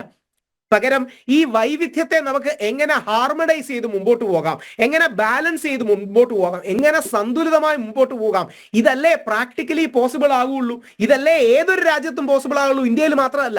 അവിടെയാണ് ഞാൻ പറഞ്ഞത് നെഹ്റുവിയൻ സെക്കുലറിസം ആശയപരമായി ഒരുപാട് ഗരിമയുള്ളതായിരിക്കാം, പക്ഷേ പ്രാക്ടിക്കൽ ലെവലിൽ ഗാന്ധിയൻ പ്ലൂറലിസം അഥവാ ഗാന്ധിയൻ ബഹുസ്വരത മാത്രമേ വർക്ക് ചെയ്യുള്ളൂ. നമ്മുടെ ചുറ്റും കണ്ണോടിച്ചാൽ മതി, നമ്മുടെ ചുറ്റും ഒന്ന് കണ്ണോടിച്ച് നോക്കിയാൽ മാത്രം മതി. ഈ ഗാന്ധിയൻ ബഹുസ്വരതയാണ് വർക്ക് ചെയ്യുന്നത്. അതാണ് ജാതി മത സമുദായങ്ങളെ, NSSന് സ്വാധീനമുള്ള സ്ഥലങ്ങളുണ്ട്, വെള്ളാപ്പള്ളി നടേശന് സ്വാധീനമുള്ള സ്ഥലങ്ങളുണ്ട്, നമ്മുടെ ക്രിസ്ത്യാനികൾക്ക് സ്വാധീനമുള്ള സ്ഥലങ്ങളുണ്ട്, മുസ്ലിം ലീഗിന് സ്വാധീനമുള്ള സ്ഥലങ്ങളുണ്ട്, വ്യത്യസ്ത ജാതി ഗ്രൂപ്പുകൾക്ക് സ്വാധീനമുള്ള സ്ഥലങ്ങളുണ്ട്. ഇങ്ങനെ ഒരു ഹാർമണി, റെയിൻബോ കോalition എന്നൊക്കെ അമേരിക്കൻ പൊളിറ്റിക്സിൽ വിളിക്കുന്ന ഈ യാഥാർത്ഥ്യത്തോട് നമ്മൾ മൽപ്പിടുത്തം നടത്തേണ്ട കാര്യമില്ല. ഈ യാഥാർത്ഥ്യത്തെ ഹാർമണൈസ് ചെയ്താൽ മതി. അതോടൊപ്പം നേരത്തെ ഹരിജി പറഞ്ഞ സാധനത്തിന്റെ വില കൂടുന്നുണ്ട്, പെട്രോളിന്റെ വില കൂടുന്നുണ്ട്, ബാക്കിയുള്ള കാര്യങ്ങൾ കൂടുന്നുണ്ട്, സാമ്പത്തികമായ പൊളിറ്റിക്സ്, വികസനം, പുതിയ റോഡ് വേണം. ഈ രണ്ട് രീതിയിലുള്ള കാര്യങ്ങൾ കൊടുക്കണം. ഒരു വരി കൂടെ പറയാം, ഇത് കഴിഞ്ഞ് എനിക്ക് 9 മണിക്ക് ടൈംസ് നൗ ചർച്ചയുണ്ട്. അവിടെ നരേന്ദ്രമോദിജി അജ്മേർ ദർഗയിലേക്ക് ഒരു ചാദർ അല്ലെങ്കിൽ പട്ട് കൊടുത്തു വിട്ടതിന് എതിരെ ചില ആൾക്കാർ കോടതി പോയിരിക്കുക. നരേന്ദ്രമോദിജി അത് ചെയ്യുന്നത് എന്തുകൊണ്ടാ? വിശ്വാസം, എല്ലാവർക്കും സബ്കാ സാത്ത് സബ്കാ വികാസ് എന്ന ആശയം ഉള്ളതുകൊണ്ടല്ലേ. അല്ലെങ്കിൽ നമ്മുടെ അബ്ബാസ് എന്ന് പറഞ്ഞ അദ്ദേഹത്തിന്റെ ചൈൽഡ്ഹുഡ് ഫ്രണ്ടിനെ കുറിച്ച് പറയുന്നുണ്ട്. ഈദിന് മുസ്ലിം സമൂഹത്തിന്റെ വീട്ടിൽ നിന്ന് അദ്ദേഹത്തിന് ആഹാരം കൊണ്ടുവരുന്നു പറയാറുണ്ട്. അപ്പൊ ഇതെല്ലാം ഹാർമണിയാണ്, സബ്കാ സാത്ത് സബ്കാ വികാസ് എന്ന മന്ത്രമാണ്. അത് ഒരുമിച്ച് കൊണ്ടുപോകാൻ കഴിയണം. ഡോക്ടർ ഹരി, പെട്ടെന്ന്. എനിക്ക് ശരിക്കും പറഞ്ഞാൽ ഞാൻ അതിൽ നമ്മുടെ രാഹുൽ പറഞ്ഞ വരുന്നതിന് മുമ്പ് TGയിലേക്ക് വരാം. എനിക്ക് TG വലിയ ബഹുമാനമുള്ള ആളാണ്. ഒരു 10 ഞങ്ങൾ വേഗം അദ്ദേഹം ഒരു 10-25 വയസ്സിൻ്റെ വ്യത്യാസം എനിക്കുണ്ട് അദ്ദേഹത്തിൻ്റെ പ്രായം. പക്ഷേ എനിക്ക് അദ്ദേഹം പറഞ്ഞ ഈ NSSുമായി ബന്ധപ്പെട്ട് അദ്ദേഹം വീണ്ടും ഉയർത്തിയ ഒരു ആശയമുണ്ട്. NSSന് എന്തുകൊണ്ട് ഒരു മെഡിക്കൽ കോളേജ് ഇല്ല എന്ന് അദ്ദേഹം ചോദിച്ചു. ഞാൻ TGയുടെ ഒരു ഇൻഫർമേഷന് വേണ്ടി, അങ്ങനെയൊക്കെ അത് ഉണ്ടാവാതിരിക്കാൻ വഴിയില്ല, എന്നാലും ഞാൻ പറയട്ടെ, നമ്മൾ ആ മെഡിക്കൽ കോളേജ് ഒന്ന് വിടാം. എന്താണ് കേരളത്തിലെ വിദ്യാഭ്യാസ മേഖലയിൽ NSSൻ്റെ സംഭാവന. 70 ഹൈസ്കൂളുകളുണ്ട്. ഞാനൊരു അതിൻ്റെ ഒഫീഷ്യൽ വെബ്സൈറ്റ് വെറുതെ അങ്ങ് നോക്കുമായിരുന്നു. 33 ഹയർ സെക്കൻഡറി സ്കൂളുകളുണ്ട്, 24 അപ്പർ പ്രൈമറി സ്കൂളുകൾ, 12 ലോവർ പ്രൈമറി സ്കൂളുകൾ, 15 അൺഎയ്ഡഡ് ഇംഗ്ലീഷ് മീഡിയം സ്കൂളുകൾ, 7 അൺഎയ്ഡഡ് ഹയർ സെക്കൻഡറി സ്കൂളുകൾ, 2 വൊക്കേഷണൽ ഹയർ സെക്കൻഡറി സ്കൂളുകൾ, 4 ടീച്ചർ ട്രെയിനിങ് ഇൻസ്റ്റിറ്റ്യൂട്ടുകൾ, civil service academy, law college, homeo college, പന്തളത്ത് ഒരു ആയുർവേദ കോളേജ്. അതോടൊപ്പം തന്നെ ഏറ്റവും പ്രധാനമെന്ന് ഞാൻ വിശ്വസിക്കുന്നത്, നമുക്കറിയാം യൂണിവേഴ്സിറ്റികളുടെ എടുത്തു പരിശോധിച്ചാൽ 18ഓളം കോളേജുകൾ പ്രവർത്തിക്കുന്നുണ്ട്. ഇവിടെയൊക്കെ സാധാരണക്കാരായിട്ടുള്ള കുട്ടികൾ പഠിക്കുകയാണ്. ടീച്ചർ, ഞാൻ ഒരു കാര്യം കൂടെ പറയട്ടെ, എനിക്ക് നേരിട്ടുള്ള അനുഭവം ഞാൻ പറയുകയാണ്. ഇവരിൽ നിന്ന് നമുക്കറിയാം പല കോളേജുകളിലും തലവരി പണം വാങ്ങി അഡ്മിഷൻ നടക്കുമ്പോൾ ഞാൻ ടീച്ചർ ഉറപ്പ് പറയുകയാണ്, അങ്ങ് എന്നെ വിശ്വസിക്കാമെങ്കിൽ വിശ്വസിച്ചോളൂ, ഈ കുട്ടികളിൽ നിന്നൊന്നും 1 രൂപ തലവരി പണം വാങ്ങിയിട്ടല്ല ഈ അഡ്മിഷൻ നമ്മുടെ ഈ കോളേജുകൾ, NSSൻ്റെ കോളേജുകളും സ്ഥാപനങ്ങളും കൊടുക്കുന്നത് നേരിട്ടറിയാവുന്ന ആളാണ് ഞാൻ. അതുകൊണ്ട് തന്നെ ഞാൻ പറയാൻ ആഗ്രഹിക്കുന്നു, അങ്ങയുടെ മെഡിക്കൽ കോളേജ് ഇല്ല എന്നത് മാത്രം ഒരു കുറവായി അങ്ങ് കാണുന്നുണ്ടെങ്കിൽ അങ്ങ് തിരുത്തണം. അതൊരു എൻ്റെ അറിവ് വെച്ചാണ് ഞാൻ പറയുന്നത്. അപ്പോൾ അങ്ങക്ക് ചില ഇൻഫർമേഷൻ ഉള്ളതുപോലെ എനിക്കും ചില ഇൻഫർമേഷൻ ഉണ്ട്. ഈ ഇൻഫർമേഷൻ്റെ ബേസ് ചെയ്തുകൊണ്ട് അങ്ങ് പറഞ്ഞ ആ ഒരു സ്റ്റേറ്റ്മെൻറ്റിൽ ഒരു ചെറിയ തിരുത്തങ്ങ് വരുത്തണം. അങ്ങനെ അന്വേഷിക്കൂ, അങ്ങ് പഠിക്കുന്ന ആളല്ലേ, അങ്ങ് പഠിച്ചു നോക്കൂ അത് എന്താണ് ലെവൽ എന്നുള്ളത്. ഇനി ഇവിടെ പ്രിയപ്പെട്ട രാഹുൽ പറഞ്ഞ ഒരു പ്രധാനപ്പെട്ട കാര്യം വീണ്ടും ഞാൻ ആവർത്തിക്കുന്നു. നോക്കൂ, നമുക്ക് എന്താണ് ചെയ്യാൻ കഴിയുക? രാഹുൽ ഒരു യങ്സ്റ്ററാണ്. അങ്ങ് പറഞ്ഞല്ലോ ഹിന്ദുയിസത്തിലുള്ള വിശ്വാസം ലോകത്ത് വർദ്ധിച്ചു വരുന്നു. ഞാൻ സമ്മതിക്കുന്നു. ബരാക്ക് ഒബാമയുടെ ഉദാഹരണം ഞാൻ പറയാം, അങ്ങ് പറയാത്തൊരു ഉദാഹരണം ഞാൻ പറയാം. അദ്ദേഹം തന്നെ അദ്ദേഹത്തിൻ്റെ സ്റ്റേറ്റ്മെൻറ്റ്സിൽ പറയുന്നുണ്ട്, ബരാക്ക് ഒബാമ അദ്ദേഹത്തിൻ്റെ കയ്യിൽ ഒരു ഹനുമാൻ്റെ വിഗ്രഹം അദ്ദേഹം സൂക്ഷിച്ചിട്ടുണ്ട്. ഞാൻ അദ്ദേഹത്തിൻ്റെ പുസ്തകം വായിച്ചപ്പോൾ അദ്ദേഹം അതിൽ ഒന്ന് മനസ്സിലാക്കിയിട്ടുള്ളതാണ്. എന്നിട്ട് അദ്ദേഹം പറയുന്നൊരു കാര്യമുണ്ട്, എനിക്ക് this monkey god, I feel there is a power in this monkey god. എനിക്ക് എന്തെങ്കിലും ഒരു പ്രോബ്ലം ഉണ്ടാകുമ്പോൾ I use to take it my hand and that gives me a big energy എന്നുള്ളതാണ്. നോക്കൂ, ലോകത്തിലെ ഏറ്റവും വലിയ ശക്തിയായിട്ടുള്ള അമേരിക്കയിലെ പ്രസിഡൻറ്റ്, അവിടുത്തെ പ്രസിഡൻറ്റ് ലോകത്തിൻ്റെ അദ്ദേഹത്തിൻ്റെ പുസ്തകത്തിൽ എഴുതി വെക്കുകയാണ് about Hanuman God. Yes, of course I accept. പക്ഷേ ടി ജി വീണ്ടും പറഞ്ഞൊരു കാര്യത്തിൽ എനിക്കൊരു പ്രശ്നമുണ്ട്. അതായത് ടി ജി പറഞ്ഞല്ലോ ഈ വ്യാളിയെക്കുറിച്ചും അതിനെ കൊല്ലാൻ നിൽക്കുന്ന ആളിനെക്കുറിച്ചും, അവിടെയാണ് പ്രശ്നം. നോക്കൂ, അതൊക്കെ നമ്മുടെ മനുഷ്യൻ്റെ, ഇപ്പോൾ ഹിന്ദു മതത്തിനെക്കുറിച്ച് നമ്മളിവിടെ സംശയം ചെയ്യുമ്പം അതിനെ മോശപ്പെടുത്തി പറഞ്ഞ അതേ തലം തന്നെയാണ് അങ്ങ് സംസാരിക്കുന്നത്. അപ്പം ഏതു മതത്തെക്കുറിച്ച് നമ്മൾ മോശപ്പെടുക, അതൊക്കെ അത് കേട്ടിരിക്കുന്ന ഒരു ക്രിസ്ത്യാനിയുടെ മനസ്സിലുണ്ടാക്കുന്ന വിഷമവും സങ്കടവും. ഒപ്പം അങ്ങ് തീർച്ചയായിട്ടും ഇവിടുത്തെ കാര്യം പറഞ്ഞു, ചോറ്റാനിക്കരയിലെ കാര്യം പറഞ്ഞു, ഇല്ലെന്ന് ഞാൻ പറഞ്ഞു അങ്ങനെയുള്ള സ്റ്റേറ്റ്മെൻറ്റ്സ് അടക്കം ഒഴിവാക്കണം എന്നാണ് ഞാൻ പറയുന്നത്. അത്തരത്തിലുള്ള സ്റ്റേറ്റ്മെൻറ്റ്സ്, കാരണം അതൊക്കെ വളരെ വളരെ സെൻസിറ്റീവായ സാധനങ്ങളാണ്. അങ്ങനെയുള്ള സെൻസിറ്റീവായിട്ടുള്ള സാധനങ്ങൾ ടി ജിയെ പോലുള്ള ആളുകൾ പറയരുത്, അങ്ങേപ്പോലുള്ള ആളുകൾ പറയരുതെന്നുമാണ് എനിക്ക് അവസരത്തിൽ പറയാനുള്ളത്. ഓക്കെ, ടി ജി ഒരു വാക്കിൽ മറുപടി നൽകാം. സമയപരിമിതി കൊണ്ടാണ് ഒരു വാക്കെന്ന് പറഞ്ഞത്. ഈ ഞാനെന്ത് പറയാനാണ്? മെഡിക്കൽ കോളേജ് ഇല്ല എന്ന് പറയുമ്പോൾ അതിന് പകരം 10 ഹൈസ്കൂൾ ഉണ്ടെന്ന് പറഞ്ഞു കഴിഞ്ഞാൽ ബേസിക് വിദ്യാഭ്യാസം അല്ലേ അങ്ങ് പറയുന്ന? മെഡിക്കൽ കോളേജ് എന്ന് പറയുന്ന ഒരു പ്രൊഫഷണൽ കോളേജുമായി ബന്ധപ്പെട്ട കാര്യമാണ്. നമുക്ക് വേണ്ട അടിസ്ഥാനപരമായ വിദ്യാഭ്യാസം കൊടുക്കുന്നതല്ലേ ടി ജി ഏറ്റവും പ്രധാനം? അങ്ങ് ഉദ്ദേശിക്കുന്ന ഡോക്ടർമാരെ സൃഷ്ടിക്കുന്നത് മാത്രമാണോ? അല്ല അങ്ങ് അദ്ദേഹം വീണ്ടും വീണ്ടും മെഡിക്കൽ കോളേജിനെ കുറിച്ച് പറയുന്നു, അതുകൊണ്ട് ഞാൻ പറഞ്ഞതേ ഉള്ളൂ. അല്ല, MESനും അതുപോലെ ക്രിസ്ത്യൻ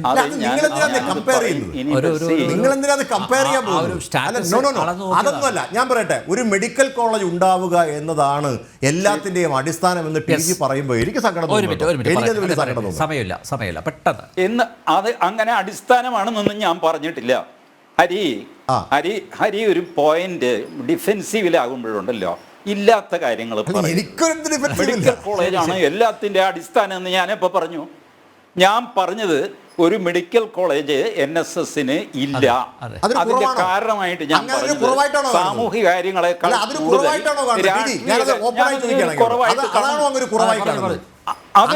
കുറവ് തന്നെയാണ്.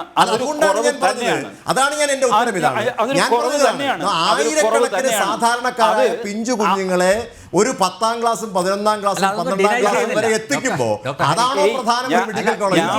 അംഗീകരിക്കാൻ കഴിയുന്നൊരു കാര്യം ഡിനൈ ചെയ്തിട്ടില്ലല്ലോ ഒരു മെഡിക്കൽ. ശരി, ഇരിക്കട്ടെ. കഴിഞ്ഞ 10 കൊല്ലത്തിനിടയ്ക്ക് നിങ്ങൾ ഉണ്ടാക്കിയ സ്കൂളുകളുടെ പേരെന്ന് പറഞ്ഞ് 34 ഹയർ സെക്കൻഡറി സ്കൂളുകൾ 2002 30 കൊല്ലല്ലേ പറഞ്ഞത്? 2002 നോക്കൂ, 2002 മുതൽ കേരളത്തിലുണ്ടായ 33 ഹയർ സെക്കൻഡറികൾ ഉണ്ടായത് ഈ പറയുന്ന നേതൃത്വത്തിന്റെ അതിൽ നിന്ന് തന്നെയാണ്. ആ നേതൃത്വം ഉള്ളപ്പോൾ തന്നെയാണ് ഉണ്ടായിട്ടുള്ളത്. അറിയാത്തത് കൊണ്ടാണ്